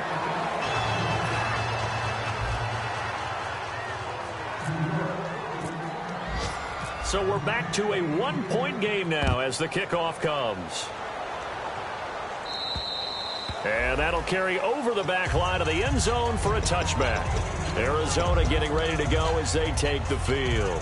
They're out in front. Last time they had to punt it away. We'll see if they can add to their lead now. They don't want to go out and punt it away again. This team now wants to get a cushion, put people away. They want to run their offense and have it end up in the end zone. And he'll give it here to his running back. And he'll fight forward to about the 27-yard line. Give him a couple on the carry there, 2nd and 8. In my book, that's running the ball well, but with intelligence. How about him keeping the clock moving, staying in bounds? Yeah, even though it's the third quarter, you're thinking ahead, aren't you? This is where your running game can really help you with a lead in the second half. I agree totally. It's not just end-of-the-half situations that you worry about the clock. It's throughout the game. And with a lead, stay in bounds. Make them fight harder to try. That's caught inside the 20. Touchdown, Cardinals. A big play there. His 4th touchdown on the year. And the Cardinals now adding on to their lead. And correct me if I'm wrong, that was just a simple fly route, wasn't it? No, there's nothing to correct at all. You've got it down pat. And I just remember as a player, when I'd be in practice sessions, and I'd hear 9 from the receivers, that meant fly route, go. Uh-oh, look out. That was the 9, and he just kept going all the way into the end zone for the touchdown. And he'll take it past the 25 and up to the 28-yard line. The New York set to take the field. And that last drive was very, very balanced, pretty methodical. You think they go that route again? I'm always of the school that until they stop me from doing something, I'm going to continue. And I think that that's exactly what they'll look to do. But the beauty is the balance that they've created sets up opportunities for big plays. Looks like a run, turn into a play action, and throw one deep. All right, now, lucky 56. Lucky 56. Now, let's go. 3-19. They go play action here on first down. Deep drop. He's going to look deep down the field. And that one falls incomplete. Looked like he might have had position there, but he couldn't hold on to it at second down. And when all else fails as a defender, when you're not there in the coverage, your best friend is exactly what we saw there. A big play shot taken by the offense. Unfortunately, it ended in a big drop. Now a handoff looking right. And running room scarce here. He's going to be stopped in his tracks at the line of scrimmage. Well, so many times we look at a short run and we praise the offense for trying to set the tempo and establish things. But the defensive guys, hey, they just won the battle there. It wasn't a big run given up. They don't always have to absorb the body blows. Sometimes they dish them out themselves. And you would have to think an obvious passing situation here on 3rd and 9. Out of the gun, they'll look to throw. It's caught, Shepard. And he's brought down, but not before getting across midfield to the 45. Welcome back now here in East Rutherford. It's the Giants with possession of the football, but needing points as we start quarter number 4.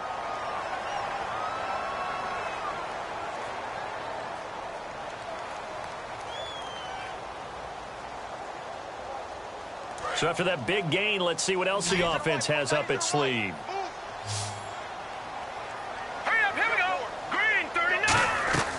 They'll look to throw here on 1st down. And he's got his man on the out route. 23 yards on the play. Looked like the screen pass was taken away there, and that was a nice job of improvising, but it's not normal. Usually when the screen pass is taken away, you're taught to just throw the ball at the ground at the feet of the receiver so that you don't get it intercepted and just start over. But he ended up finding another receiver. Forced out to his left. And he'll just throw this one over in the way of the security crew. Incomplete here. I hope I don't sound too rah-rah on that one, but that's the exact right throw. Either your receiver gets it or no one gets it. Give him a lot of credit for being really precise with it. Got rid of it. No one got it. So the incomplete pass brings up 2nd down.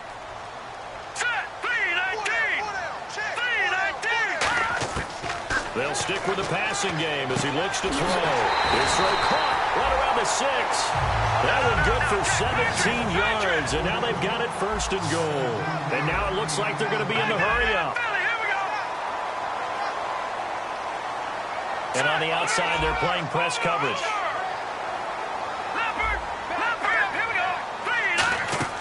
Again, he'll drop to throw. That is caught at the 7-yard line. A loss of a full 3 yards, and now it's 2nd down. They completed the screen on the perimeter, but boy, that was textbook defense. Exactly as you're taught to play against a wide receiver screen, and they snuffed it out for a loss of yardage.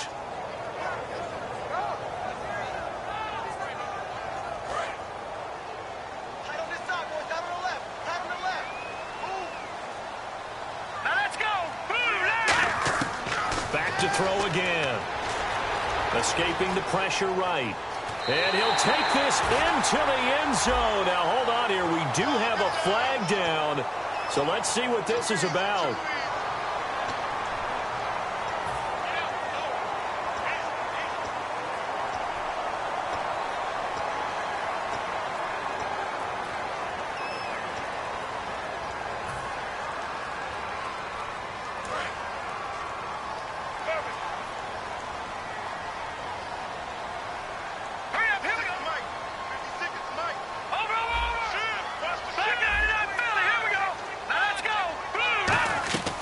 They'll run it now out of the gun.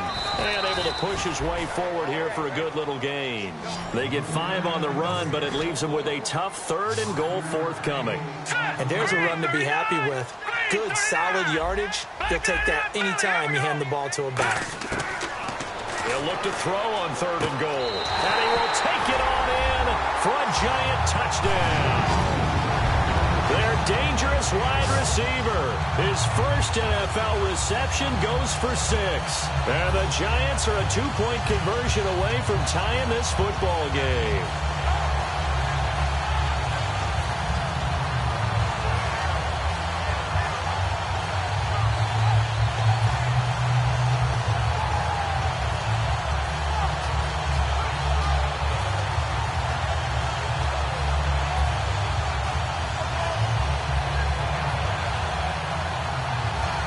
Here we go now as we get set for a big 2-point conversion. Time running out here on the play clock. And now a carry here for Orleans Darkwa. But he is not going to make it. It's a big play by the defense, and they're going to hold on to their 2-point lead. The kickoff team on the field now as they will send this one away. This one taken just inside the 10. And he'll take this across the 25. Couple extra yards up to the 27-yard line. Arizona getting ready to go as they take the field. And that recipe on their last drive that resulted in a touchdown looked pretty good, so they'll be hoping to do that once more. And it takes me back to when we sat with the offensive coordinator and the head coach. They felt pretty good about their game plan and thought there were some holes in the defense, and they exploited them the last time out. Let's see if they can come back and put together a similar drive. And we'll see if they can do just that. Little motion now from the tight end.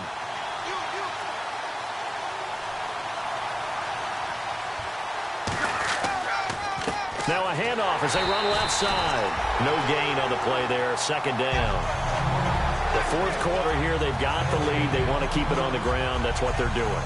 Smart football. Keep the clock grinding. Keep it going.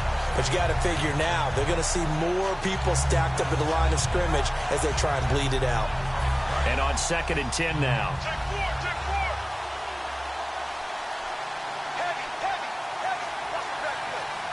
They come out with one back and 3 tight ends. To throw is Locke. Got a man over the middle, and it's complete. 17 yards on the pickup there, and the drive will continue. And with that last play, he's now up over that 300-yard mark. And in today's NFL, it almost feels routine. And I hate that when you talk about a 300-yard passing game. To me, 300 yards still signifies excellence, and he's achieved that in this performance. And he's going to bowl his way forward to the 48. It's a pickup of 4, and it'll bring up second down. Not a run that you're going to write home about, but still a good first down run. That's what an offense calls staying on schedule. 3 to 4 yards on first down, you're set up very well for the rest of the drive. Second down following the run.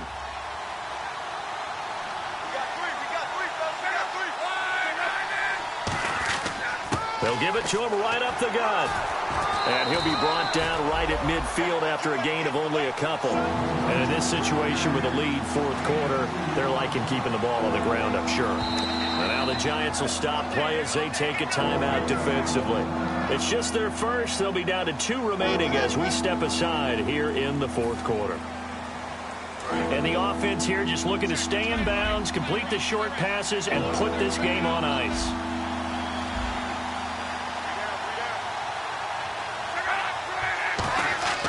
From the 50, it's Locke. Going down the middle, and it's complete. And he'll be taken down, but not before getting this inside the 30. And now the Giants, they get the officials' attention and take another timeout.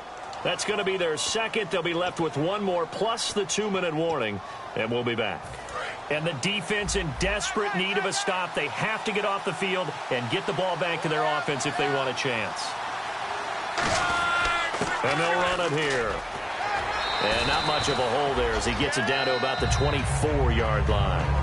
Now hang on here. Timeout called by the defense. That will be their third and final stoppage as they'll only have the 2-minute warning now remaining.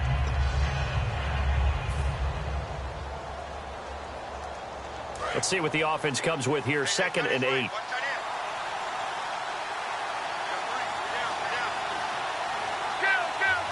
They come out here in the eye.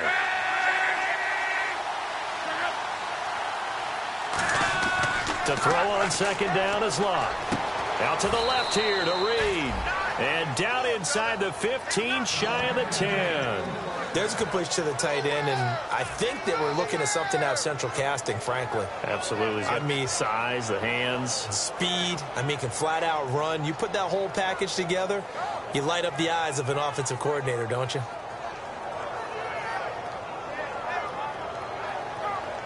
Offense walks to the line for play number 7 of the drive.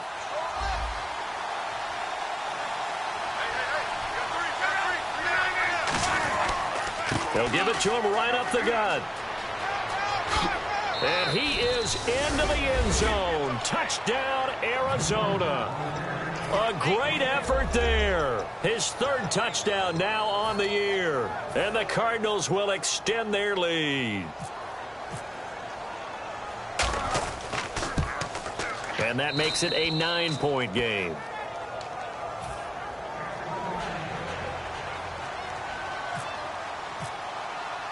Now Catanzaro after the touchdown to kick it away. This fielded a few yards into the end zone. And he'll wind up about 4 yards shy of where he would have been if he had taken a knee, as they'll start at the 21-yard line. Here's the Giant offense now making their way back out onto the field. And that last drive, a long drive, but not just that, they had a great air attack going. Do they stick with that?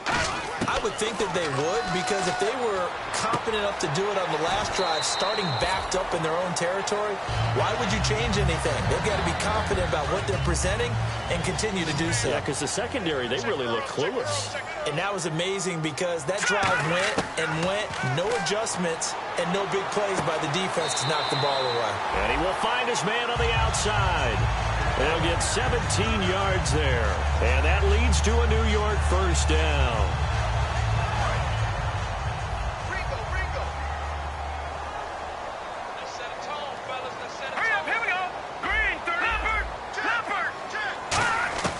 From the midfield strike, they'll look to throw. Wide open receiver complete. They give him 15 more, and it's another first down. And there's another completion to the tight end. And let's face it, it is hard to overthrow a 6'6" target. It is indeed. Quarterbacks like their speed guys. They like that huge 6'6" target that they've got in him. They really do, and it reminds me of what one great tight end told me once. He had told his quarterback, just make sure you throw it up there. You know, kind of like put up on the top shelf where the kids can't get it. And some changes here as the D-line separates some. Let's go. And 2nd and 10, he'll look to throw again. Flush to his right. And he gets it down a yard or two shy of the 30 before he's out of bounds. It'll be a gain of 4, and that's going to lead to a 3rd down. How about a tip of the cap to the defense? They're working against a very mobile quarterback, but all day long they've kept him under wraps. And on that play, they held him to a short gain. They need to get this to the 24 on 3rd down. Looking to jam the receivers at the line here. Press coverage look defensively. Flushed out right. Throwing right, and that's complete. 7 yards there, good enough to move the sticks. We talk about mobility on quarterbacks all the time. Here's where it really pays off. Able to move, evade, and is accurate throwing on the run and picking up a first down. And here comes play number 6 on this drive. They go play action here on 1st down. Steps away. And this is intercepted, and that should do it. A great read, and it's picked off. And a big turnover there as his guys will get the football back. Arizona getting ready to go as they take the field. Getting down to the end here, they have a 2-score lead. Barely, but it's a 2-score lead, so that probably makes you as a coach feel a lot more comfortable right now, doesn't it, Charles? It does, but it doesn't mean now you go out and run option or some kind of wild double reverse or anything like that. But you do know that if anything does go haywire, you're still in control of this game. I want a double reverse, don't you? I'm just waiting for that day where we actually see something like that in this situation. We'll see what happens here.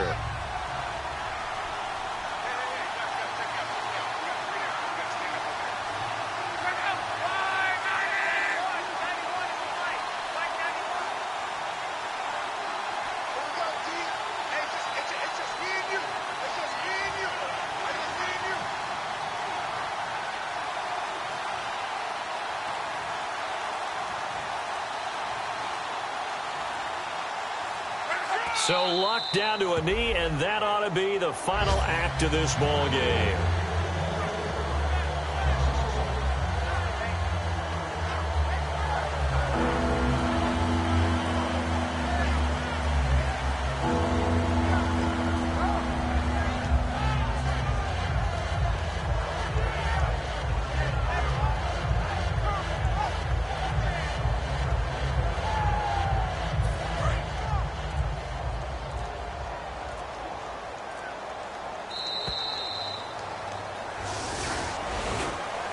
A road win in the National Football League. Charles, you never take that for granted no matter who you're playing, no matter where you're playing. You take it and you run with it. And you know you primed the pump all week in your own home facility. No one thinks we can do this. Only people who believe are right here in this room. And then you go on the road, band together, and get it done. So for the Cardinals, hey, they finish a perfect month of September as they move to 4-0 on the new campaign. And they'll get another road test next week as they head to New England to take on the Patriots. Meanwhile, for the Giants, they'll fall back to 500 at 2-2. And fortunately for them, they'll have the early bye next week as they return to action in Week 6.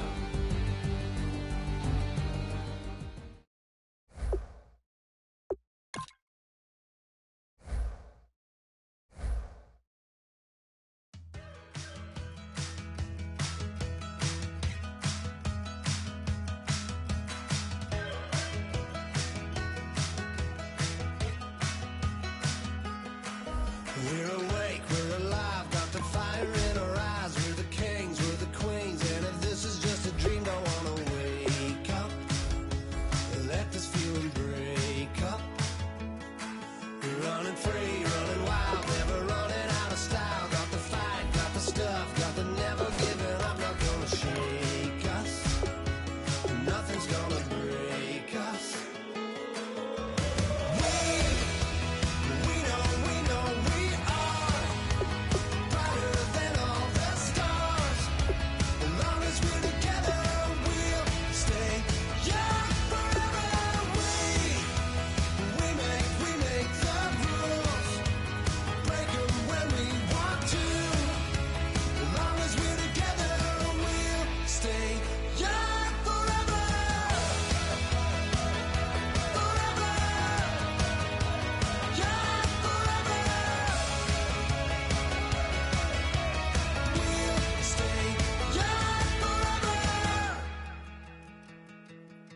You know the part of the song, everybody sings along. Well, that's us, listen up, shout it out, I'm talking all night. The end is nowhere in sight. From the streets to the tracks, just never looking back, cause the past doesn't last. Long as we're together, just keeps getting better. Just keeps getting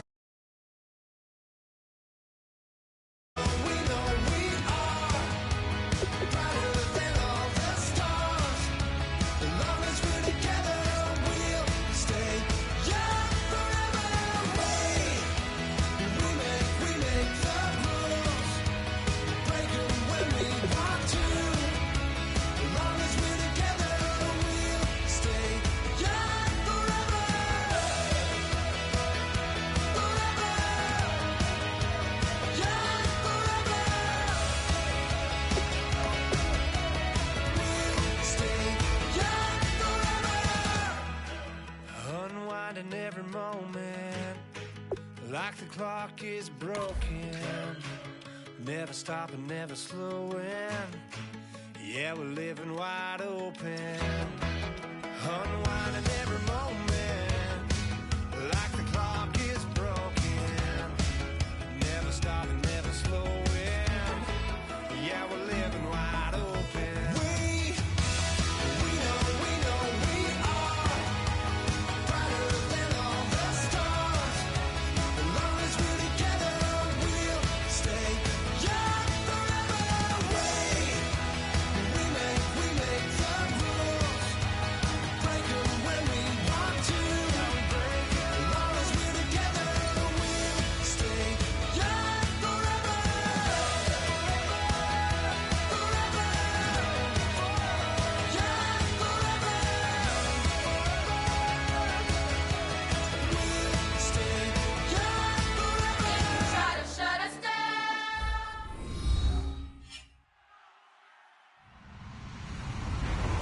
Everyone, I'm Larry Ridley. You're tuned into the NFL on EA Sports.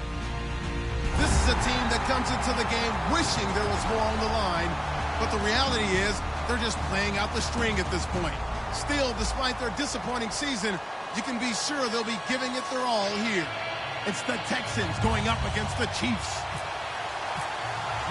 So let's get you out to Kansas City as we say hello to Brandon Guyton and Charles Davis. All right, Larry, from one of the loudest venues in the NFL, there's a look at Arrowhead Stadium here in Kansas City. Tonight we polish off Week 10 with a good Monday night matchup between the Houston Texans and the Kansas City Chiefs.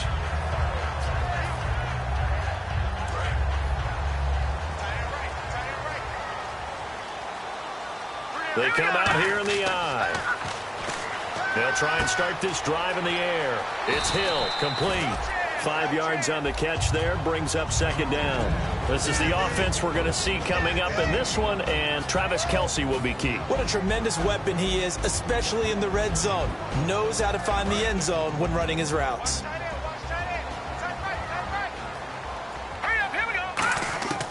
From the shotgun, he'll look to throw. Eluding the pressure right. And that one got tipped. Kind of threw everything off. It brings up third. The defensive crew for the Texans. Here's a look. When it comes to J.J. Watt, we're about out of superlatives, aren't we? So let's just make this simple. One of the best to ever play the game. And the Texans have an extra defender in the secondary now on third down. Escaping the pressure right. And that is incomplete. Well, that was pretty nice to watch if you like a defense's perspective, because they understood where the first down line was as much as the offensive guys did. Did not give up any more ground, and when the ball was thrown, reacted really well and swatted it away. One of the advantages of zone defense, you never take your eyes off the quarterback, and when he reacts, you do exactly the same and go get the ball. 12 yards on the return that time, and the offense will take over with a new set of downs.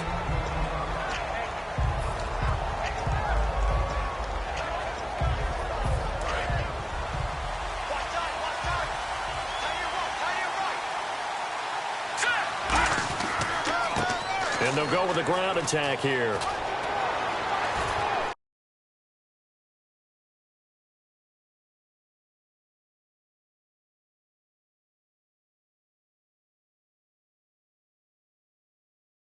Down right at the 30-yard line. And after the play on the ground, that brings up second down here.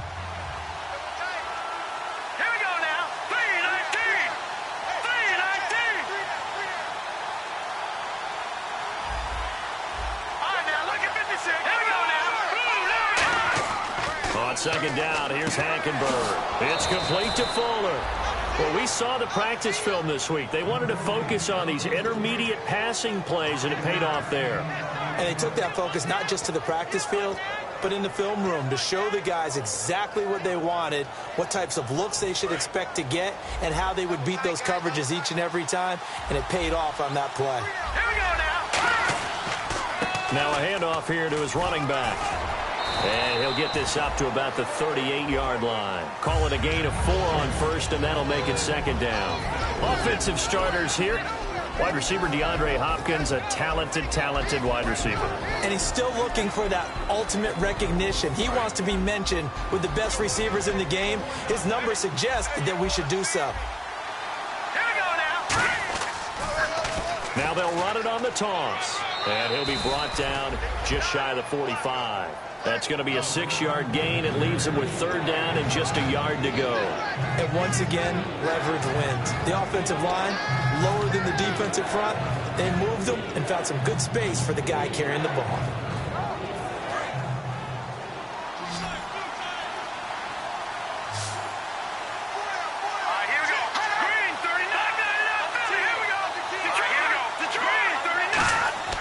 On 3rd and 1, here's Hackenberg. He finds his target, Fuller.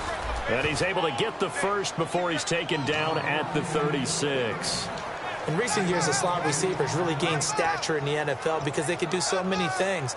Yes, they can line up wide like your normal wide receiver, but to have that kind of courage and toughness to run routes in the middle of the field and become dependable targets for their quarterbacks and move the sticks, those guys are worth their weight in gold. Hackenberg now to throw on first. Caught left side, Hopkins. 18 yards there, down to the 18 and a first down.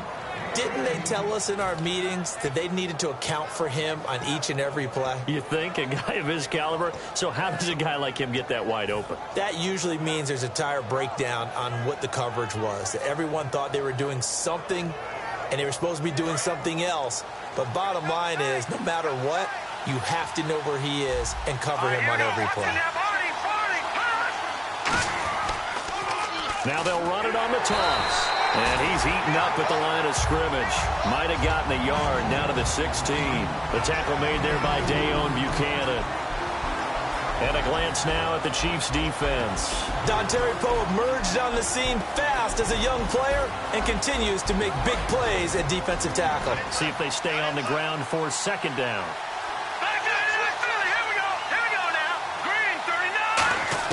Hackenberg on second down. This will be caught at the 2. A nice pickup of 14, and it moves the stick, sets up a 1st and goal.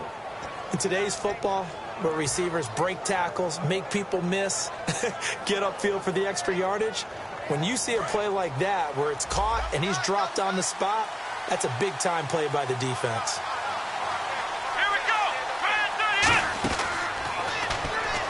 And this one will wind up with him losing yardage back to the 4-yard line. That's going to go as a loss of 2, and it'll be second down. Sometimes play calls boil down to philosophy. You know you're facing one of the top 10 units against the run in the NFL.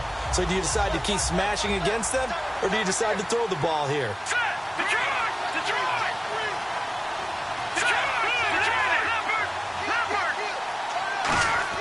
Hackenberg to throw it this time.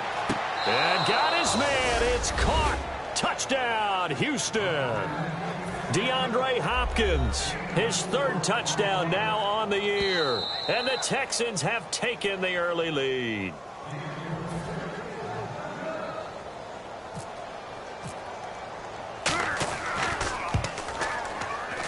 They had to go to the monitor, get an extra look. That's what the technology is for. And this touchdown will count. Set now to kick this one away, and off it goes. This is fielded at the goal line. And he'll get across the 20 before he's brought down at about the 23-yard line. So now here are the Chiefs as their offense makes their way back out onto the field. And the first drive, 3 and out. Second possession, see if they can get a little momentum. And oftentimes that first drive is just a feeling out process. You have some plays that you've got called and you want to see how defense reacts. It may not go terrific on the first one.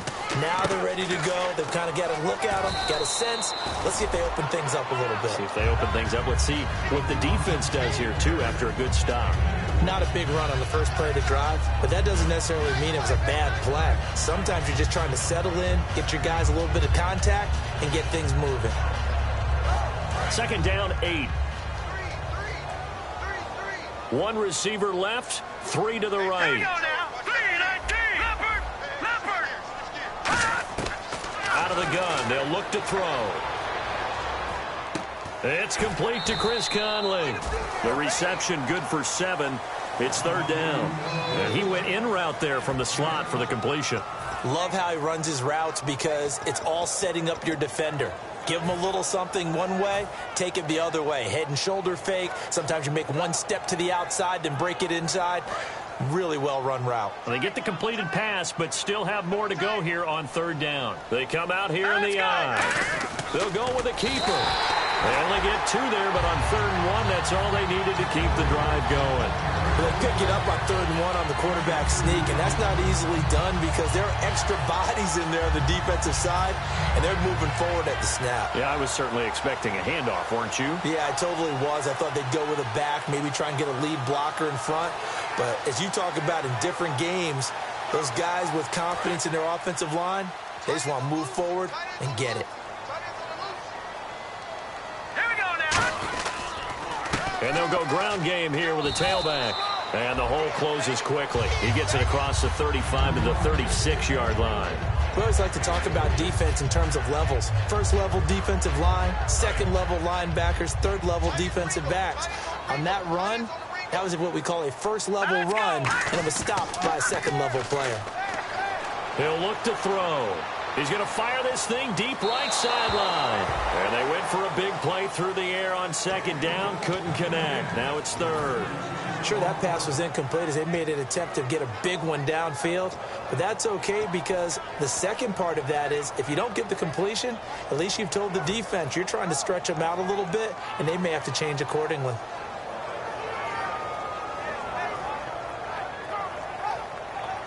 Seven yards remain now on third down. Now let's go. Watch it now, Barney. Now a shotgun snap as they'll look to throw. He rifles one that's intercepted. A great read, and it's picked off. And a return across midfield into the 46-yard line.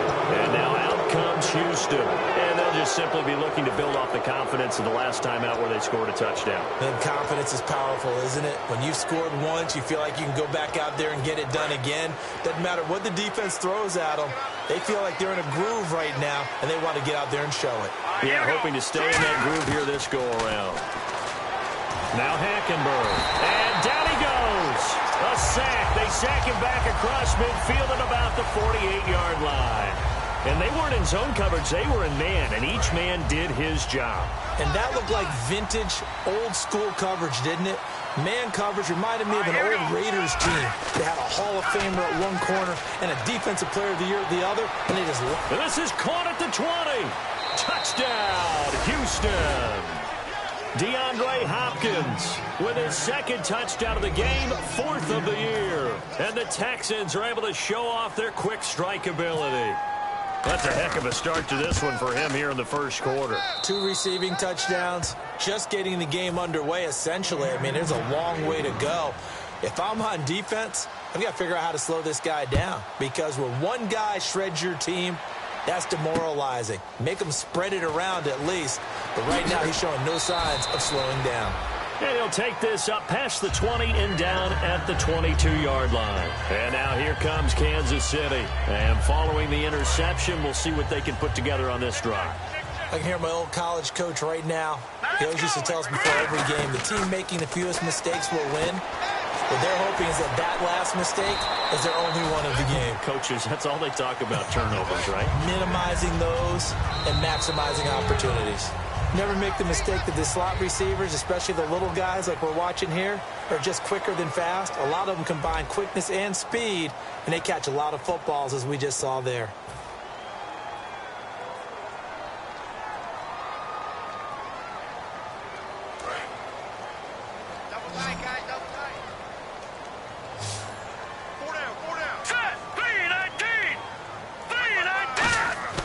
Here's a play fake as they set up to throw.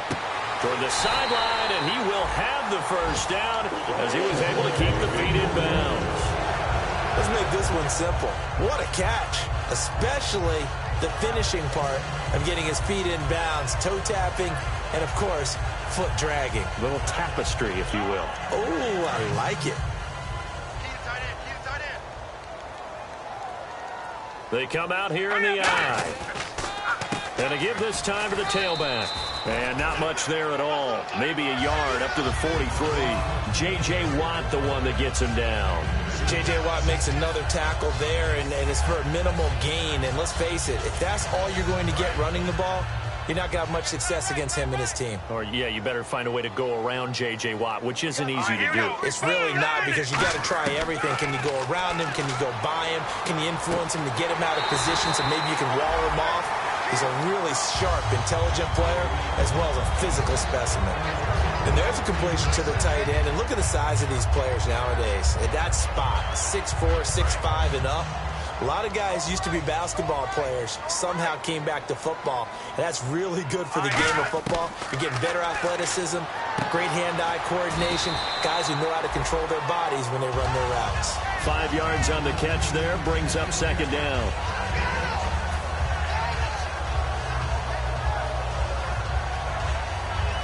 So they complete the pass, and now they face a second down.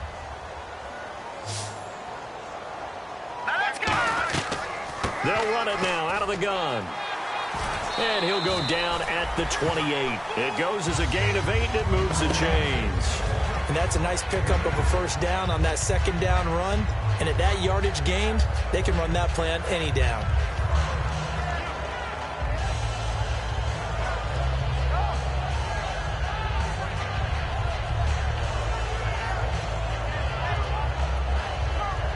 So here we go, 1st and 10 now. Here we go, D.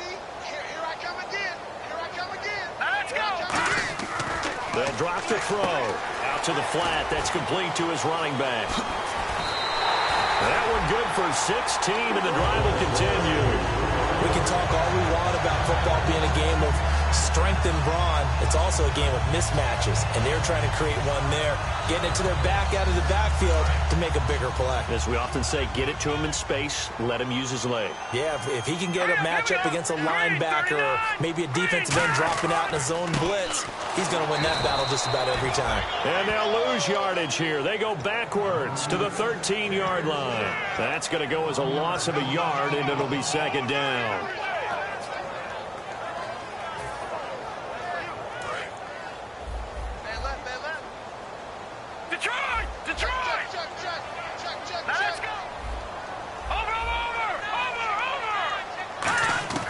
From the shotgun, he'll look to throw. His pass caught at the 4. They'll wind up getting 10 back as that sets him up for 3rd down. The completion was given up, but that's why you play zone defense, so that you can have people around the ball when it's caught, and you don't give up much run after the catch.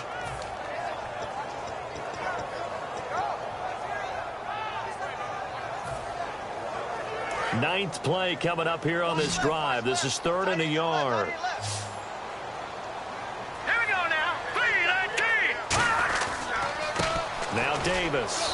And he's going to take it into the end zone for a Chiefs touchdown. Niall Davis, his 5th touchdown now on the year. And the Chiefs are able to get this back within a touchdown. And that one makes it 14-7.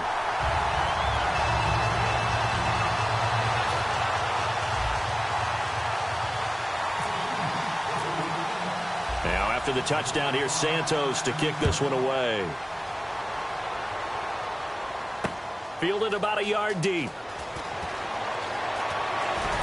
They'll bring it back to just about the 25, call it the 24-yard line. And now out comes Houston. And they will simply, Charles, be looking to duplicate what they did last drive when they were able to push it in for 6. And they hope it'll be that easy, right? To be able to take exactly what happened before, replicate it. They may have to make a few additional changes along the way because I'm sure the defense will make some adjustments, but they've got to have great confidence having scored the last time out. And he will lose yardage on the play, back at his own 19-yard line. It's a loss of 5 there, bringing up 2nd. The evaluation process in today's NFL does not take into account as much bulk as it does speed, and that's what we're seeing with the linebacker position. Those guys that can run, they can play at any spot because they can make plays on the opposite side of the line of scrimmage. 3-19. Back that up. Here we go. On 2nd down, here's Hackenberg. His throw incomplete. C.J. Fedorowicz, the intended receiver, and it's 3rd down.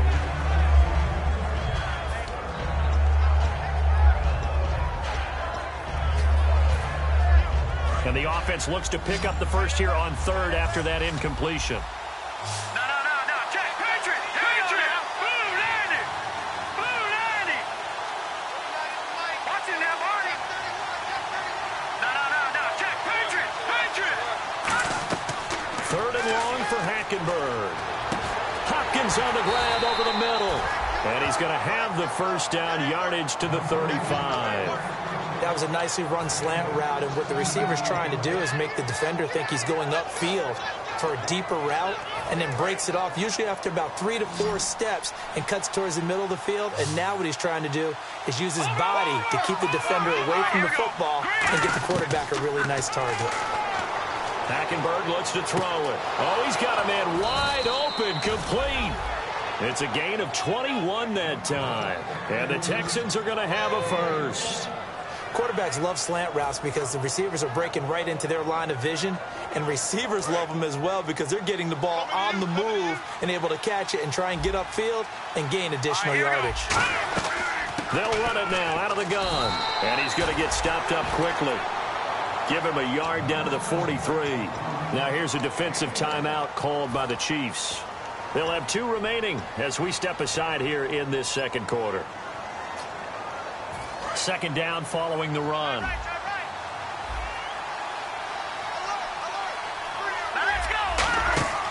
They'll run it now out of the gun. Not much there. Maybe a couple as he's taken down at the 40. And the Chiefs are going to signal for and be granted another timeout. That's their second, so they'll have 1 remaining here in this second quarter. We'll be right back. Hopkins, the one receiver right. On third down, Hackenberg. That's caught inside the 20. And they're able to convert on third with a solid gain of 23. And play is stopped here. Timeout. It's the defense calling the timeout here. And with that, they're now out of timeouts. And still plenty of time remaining here in this second quarter. Detroit! All right, here we go. 3-19. A first down throw for Hackenberg. He couldn't quite hold it. Got hit. Ball pops out, incomplete. One of the best routes, one of the favorite routes of any play caller. He just ran that one. Nice little angle route. That's supposed to be a catch, and usually it is, and the running back dropped it. Yeah, I mean, he's a running back, but he's got hands. He should have caught it. Throwing again, Hackenberg on 2nd and 10. His throw caught at about the 5. A solid pickup at 13 sets him up 1st and goal. 2 minutes to go here in the first half. We're back to Arrowhead after this. They've got tight left, one tight end. Kean tight end. Now let's go. Green, 39. And he'll give it here to his running back. And he is going to lose yardage here. It's a loss of 2 there, bringing up 2nd down. Well, it's been the air game that's taken them down on this drive before they finally turned around and handed it off on the last play. And now they're looking for the big boys to get him in the end zone. Couldn't do it there. It'd be interesting to see. Offensive lines had to pass block a lot on this drive. Will they be able to revert and fire out and create some space in the run game? He's got time. And he's in. Touchdown, Houston. DeAndre Hopkins on his way to a monster game. 3 first-half touchdowns. And the Texans will add on to their lead. It's good, and it is now 21-7. Out is the Texans kick team as they'll send this one away. And this will not be returnable. It's out of the back of the end zone for a touchback. And now here comes Kansas City. Good drive last time. Really effective passing the football. Do you maybe mix it up, now go to the ground game and surprise the defense a little bit? I would anticipate the defense making some changes, but I wouldn't necessarily. Under a heavy rush, and down he goes. A well-designed corner blitz that gets him for a loss of 8 yards. And now the Texans are going to stop it as they signal for a timeout. It's just their first, so they'll have 2 remaining here before we get to halftime. The play-action fake. They'll look to throw. He'll buy some time right to the sideline, and that is a heck of a catch as he was able to get both feet in. I do have to admit, I like it when it all comes together. When the top part, catching the football, right, whether you're catching it with your hands or cradling it, comes together with the legs, in this case the feet, doing a little toe tap to stay in bounds and complete the catch. And a great job by our crew on the camera shot. Love when you see the grass or on the field turf, those rubber pellets flying up. Great catch. And able to find Conley. They call it a gain of 19, and it moves the chains. And fits the exact right word. Over the middle, there's almost always traffic, so anytime you're a receiver in that area, you're not just focused on catching the football. You're wondering where the collision's going to come from, right? Because there's almost always someone there able to concentrate, catch it, and even added a little extra at the end with a short run. Back to throw now on first down. He'll rifle this one deep right side. And it pops free. The collision there jarred the ball loose and brings up second down. Well, they went for the big play there, but that drop could really hurt their momentum.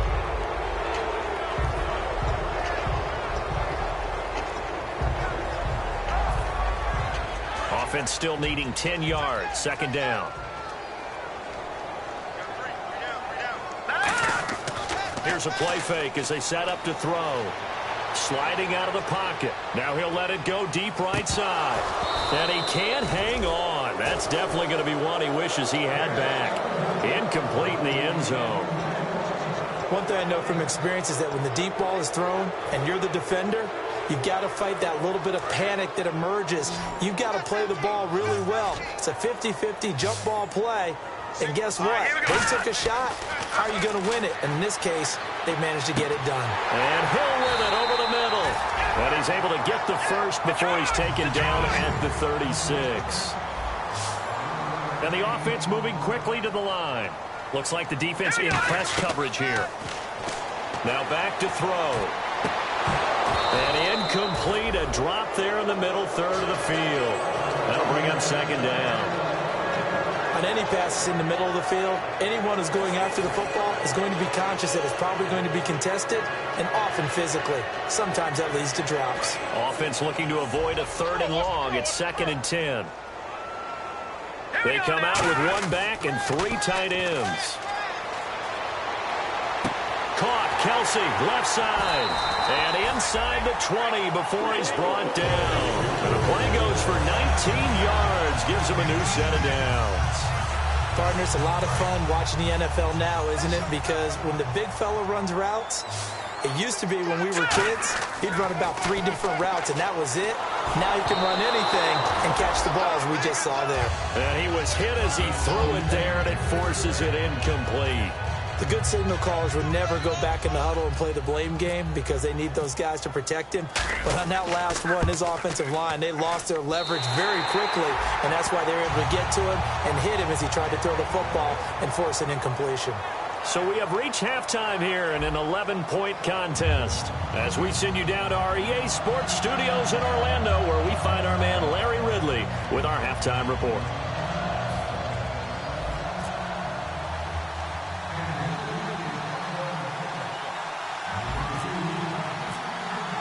Both teams appear ready for the fight ahead, and we resume action here in quarter number 3.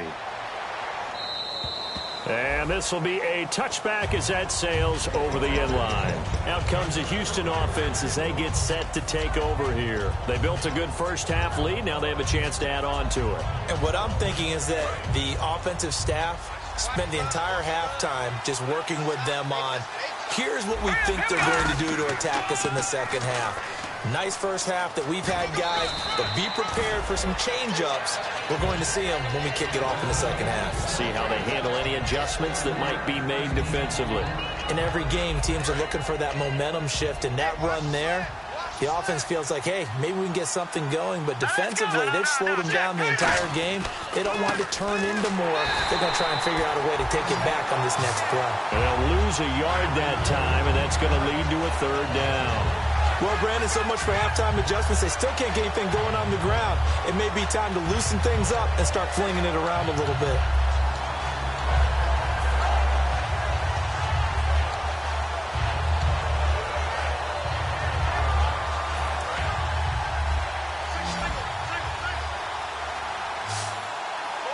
An extra defensive back in the game now here for 3rd and 4. Throwing, Hackenberg. He finds his target, Fuller. And he brings this up to the 46. Good enough for the first. And a good quarterback facing zone coverage. If he has just a little bit of time to survey the scene, that's what's going to happen. No doubt about it. If there's no pressure, he's going to continue to pick them apart because he'll have all that time to find someone open downfield. You can only cover for so long. So maybe they want to go to a zone blitz scheme, get a little bit more pressure. Remember when Carolina did that against Denver? They lost the game ultimately. They dropped the defensive end out, and he ended up with an interception in that game in Super Bowl 50. Maybe some sort of scheme like that to try and get more pressure at the passer. 2nd down and 4. They come out here in the eye. And they'll try the ground game here with the running back. And he'll go down shy of the 40 at the 41. It's a 7-yard gain there, and it's good enough to move the chains. It's nice every now and then in this game not to see people overthink it. Just hand it to the old reliable guy. Let him pick up the first down.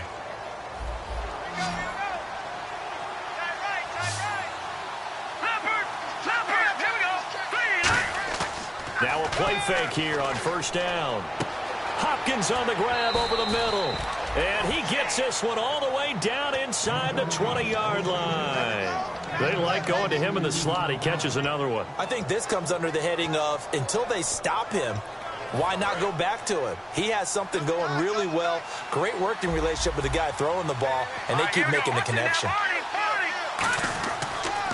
And they'll go on the ground. And he'll get this one down to about the 17. 2 yards on the pickup there. It'll be 2nd and 8. You know that old expression, it's not my night?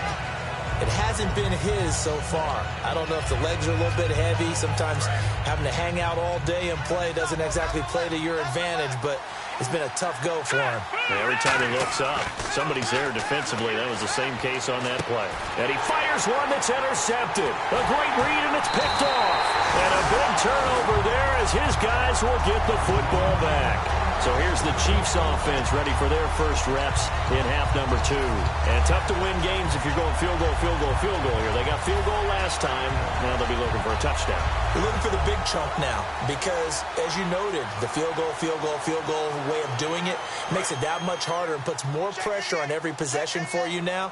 Go ahead and get 6 and feel a lot more comfortable about the position they're in. Bigger chunks. We'll see if they can get the score. And he's brought down, but not before they get it across the 20-yard line. A nice pickup there, 10 yards, and it'll move the sticks. How many times do we say in this game that speed kills, and it does it in so many different ways? In this case, you got a back who's quick and shifty, can make moves, make people miss, but also gets to and through a hole before it can close down. That's some of the benefits of that speed, not just outrunning people in the secondary. That led to a really nice game.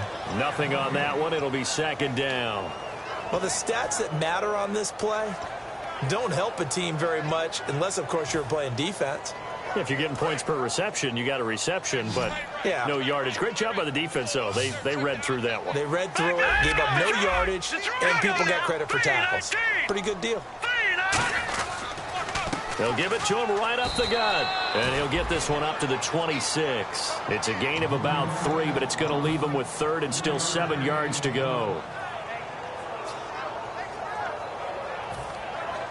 So they run it on 2nd down. Now let's see what 3rd down brings here for the offense. Here we go now. Now they'll throw here out of the gun. It's Hill, complete. And he will have first down yardage as he's brought down at the 41. It's a pickup of 15 and a fresh set of downs. That was a nice completion on an out route, and those types of plays are the result of arm strength by the quarterback and timing by the receiver. Now they'll run it on the toss. And he is going to lose yardage here.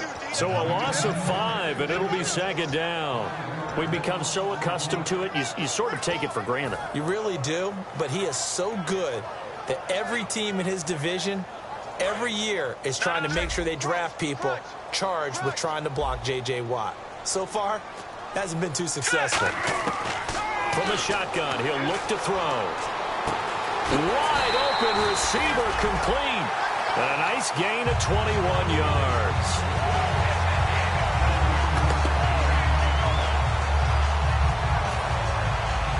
So after that big play, let's see if they can catch their defense maybe on their heels. Now let's go. On first down, he'll drop to throw. He couldn't quite hold it. Got hit. Ball pops out, incomplete.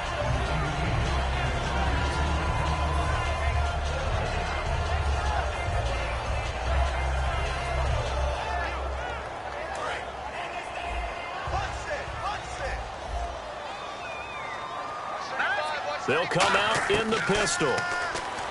Now he'll look to throw here on 2nd and 10. The tight end Kelsey has it over the middle. Call it a pickup of 7, and that'll bring up a 3rd down. They gave up the completion there, but this is what zone defenses count on. catching the ball and not much run after the catch. Here we go. 3-19. On 3rd and short, they'll try and pick it up through the air. And it's complete to Kelsey. And he will have the first down across the 20 to the 19-yard line. So an excellent throw and an excellent catch there. Zone coverage, which means you just have to find the open areas in between defenders. That's exactly what happened on that play. From the red zone now, they'll look to throw. He rifles one that's intercepted. A great read, and it's picked off. And a big turnover there as his guys will get the football back. And now out comes Houston. And the interception thrown in the red zone last time. We'll see if they can rebound. I just have to think the last thing he said as they went back out there was, don't do that again. What do you think? What do you think? Yeah, I think that. I think that not only did he say that, but he also told him, let's put it in the end zone that it's supposed to be in, all right? The end zone we're trying to score. I know we're being a little bit facetious here, but the bottom line is take care of the football, and everything else should flow from there. Quick lesson, never ask the play-by-play guy a question. Hey, you're my partner. I know you're right there with me. All right, here we go. All right, now, look at 56. First down, Hackenberg. He's going to loft one deep left side here. That's caught inside the 20. Touchdown, Houston. DeAndre Hopkins, 54 yards. And the Texans will extend their lead. And let's count them up now. 1, 2, 3, 4 touchdown receptions for him in this game. And just one shy of the NFL record. What a great performance. Going up and catching the football, creating space, and finding the end zone. That's what it's all about. This is fielded at the goal line. And he's up past the 20 to the 22-yard line. And now here comes Kansas City. And they had a nice little drive going last time. Threw the interception in the red zone. Costly. Bad enough to throw it anywhere, but that drives coaches insane when they're thinking about, hey, we got a shot at points already. We're already in a spot where you're thinking you got 3 on the board for sure, and to come away with nothing, that's a really tough one for them to swallow. Yeah, will they make up for it? Good throw, good catch, but I really like the route. The drag and being able to run away from defenders, hard to stick with them for that long. Yeah, better against man than zone, or? Better against man, because now you're running away from someone and you're not running into a defensive player in another zone. It's Kelsey on the ground. 15 yards through the air and a first down. Obviously, this has not been a banner game throwing the football. So what you got to do, you got to kind of down focus, don't you think? Find the tight end, take some easier completions. Yeah, interception last drive. There he hits the reliable target. Trying to get one more in here before the quarter breaks. We're back now in KC. It's the Chiefs with a football, but with work to do on the scoreboard, they trail as we start quarter number 4.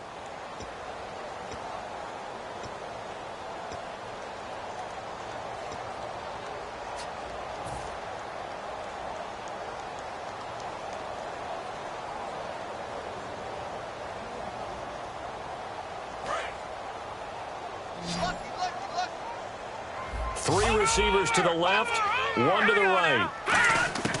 Now on first down, he'll drop to throw it. He's going to flip one out here to his running back. Give him 11 on the gain there, and it'll give the Chiefs a first down. Good route, good pickup for first down yardage, and that is a tough one to cover, the angle route, because a running back getting out of the backfield, if you're trying to cover that, especially if you're in the linebacker spot, and you're seeing... And for a third time tonight, he's intercepted. A great read, and it's picked off. And they have the football and will take over at the 24-yard line. Heading out is the Texans offense as they get set to take over here.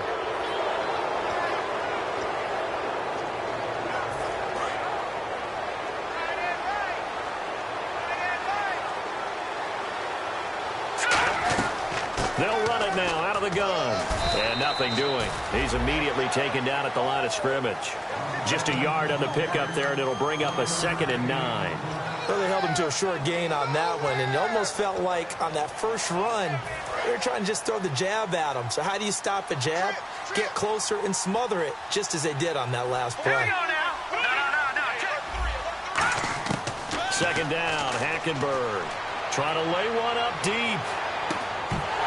And incomplete there. A nice hit. Jars the ball free and brings up 3rd down.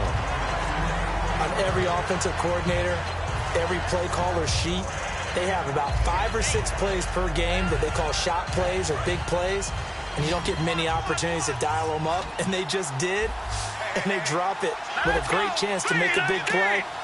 That's going to hurt. On third down, Hackenberg. And he's got his favorite target yet again. It's complete. The completion there winds up a wash, and it'll bring up fourth down. Here's Ryan Quigley now. Always a good sign when your first punt comes in the fourth quarter. A defense loves to hang their hat on that, don't they? You get a guy that catches the ball, but you stop him for no gain. Without a doubt, because they're also used to trying to catch people after the catch, and they miss. And that turns into what? A huge play. We've seen it so many times. In this case, though, catch was made, put down right on the spot. And now here comes Kansas City. And with 3 interceptions thrown already, we'll see. Do they rely more on the ground game here? They may have to change things offensively to try and settle things down, not just for the guy throwing the ball, but for the rest of the offensive unit, because their confidence has to be shaken a little bit. And you just wonder, is the backup going to start to warm up a little bit over on the sideline?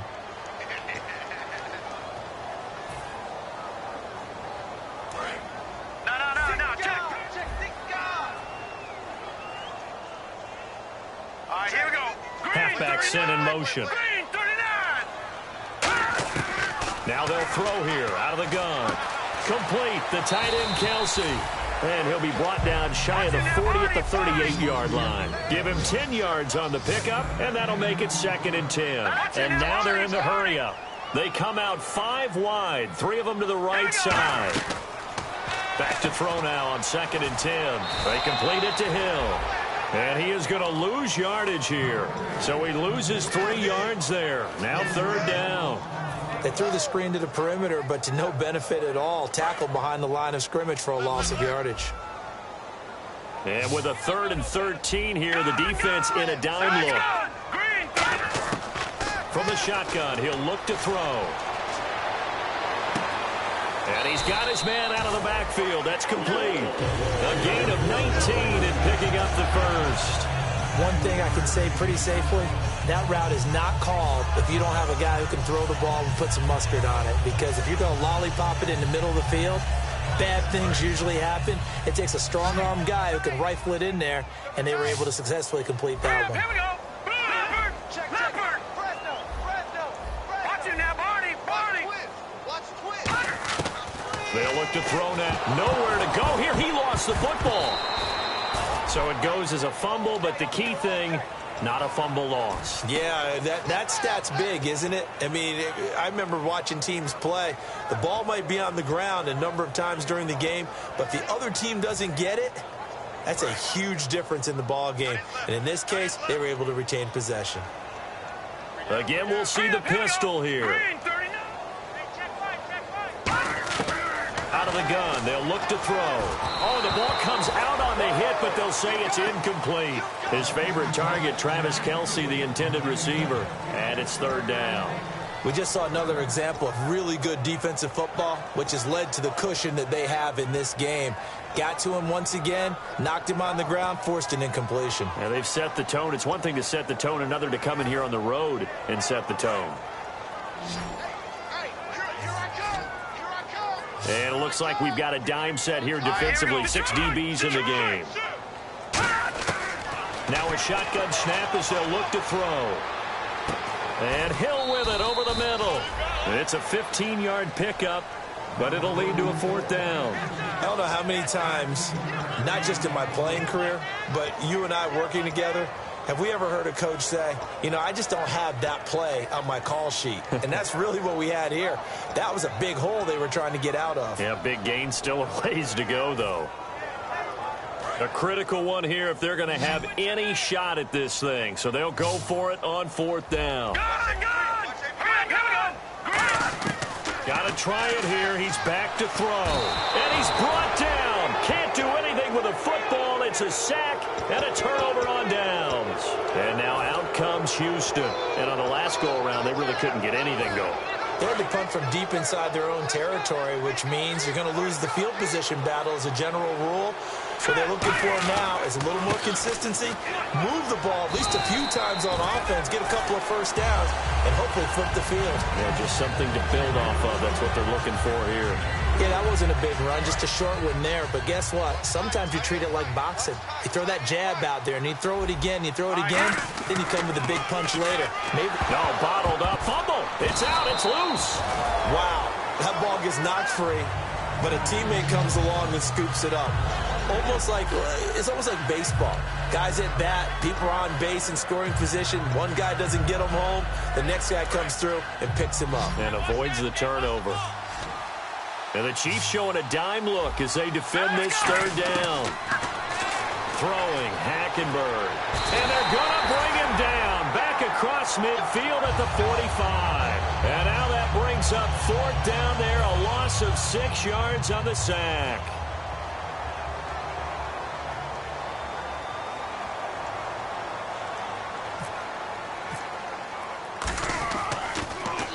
He gets this one away, and boy, it's another boomer. He's going to field this at the 4. Oh, a nifty juke there. Not much fun for a guy trying to tackle him. And nothing but daylight ahead. And he takes it all the way, but there is laundry on the field. A flag is down, and I think this one's coming back. I agree. I think we probably ought to avoid the tape review of this one, right? I mean, we don't want to sit in there and listen to what his teammates are going to say. He went that far and didn't score a touchdown. Well, it's one where if they win, they poke the bear a little bit. If you don't win, it could be a sore subject. On first down, he'll drop to throw. Nowhere to go here. He lost the football. Call it luck or skill, whatever the case is. They're feeling good about just keeping the football there. Yeah, the biggest thing that they're calling it now, our ball. I mean, they don't care if it was luck or skill. Boy, the panic that jumps up in your chest when that ball's on the ground, whether you get it or your teammate gets it, just as long as you maintain possession, that's all you're looking for.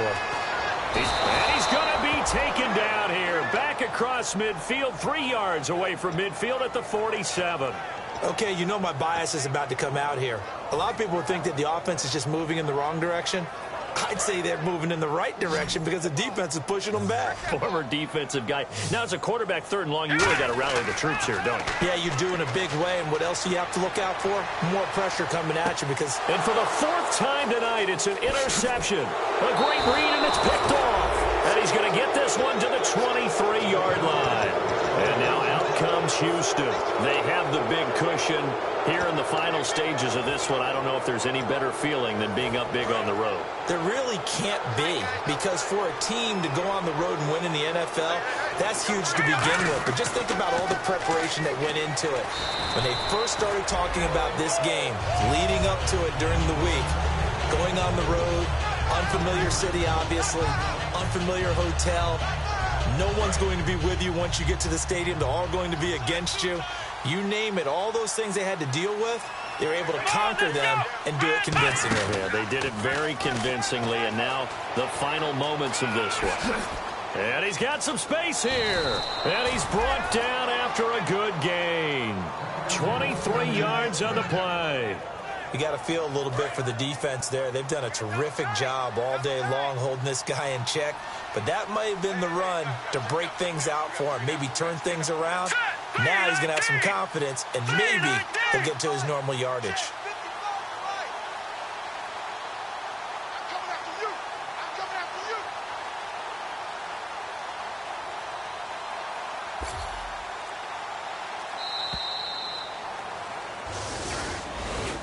A road win in the National Football League. Charles, you never take that for granted, no matter who you're playing, no matter where you're playing. You take it and you run with it.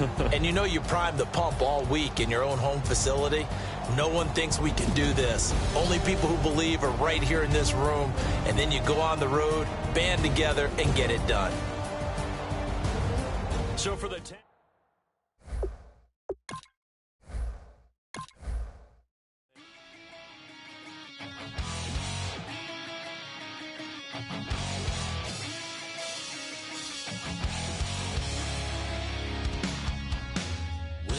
Says it's gonna rain. Working girl, it won't change a thing. Yeah, we still got plans tonight. We're gonna kick it, that's a given, baby, rain and shine. Leave you Sunday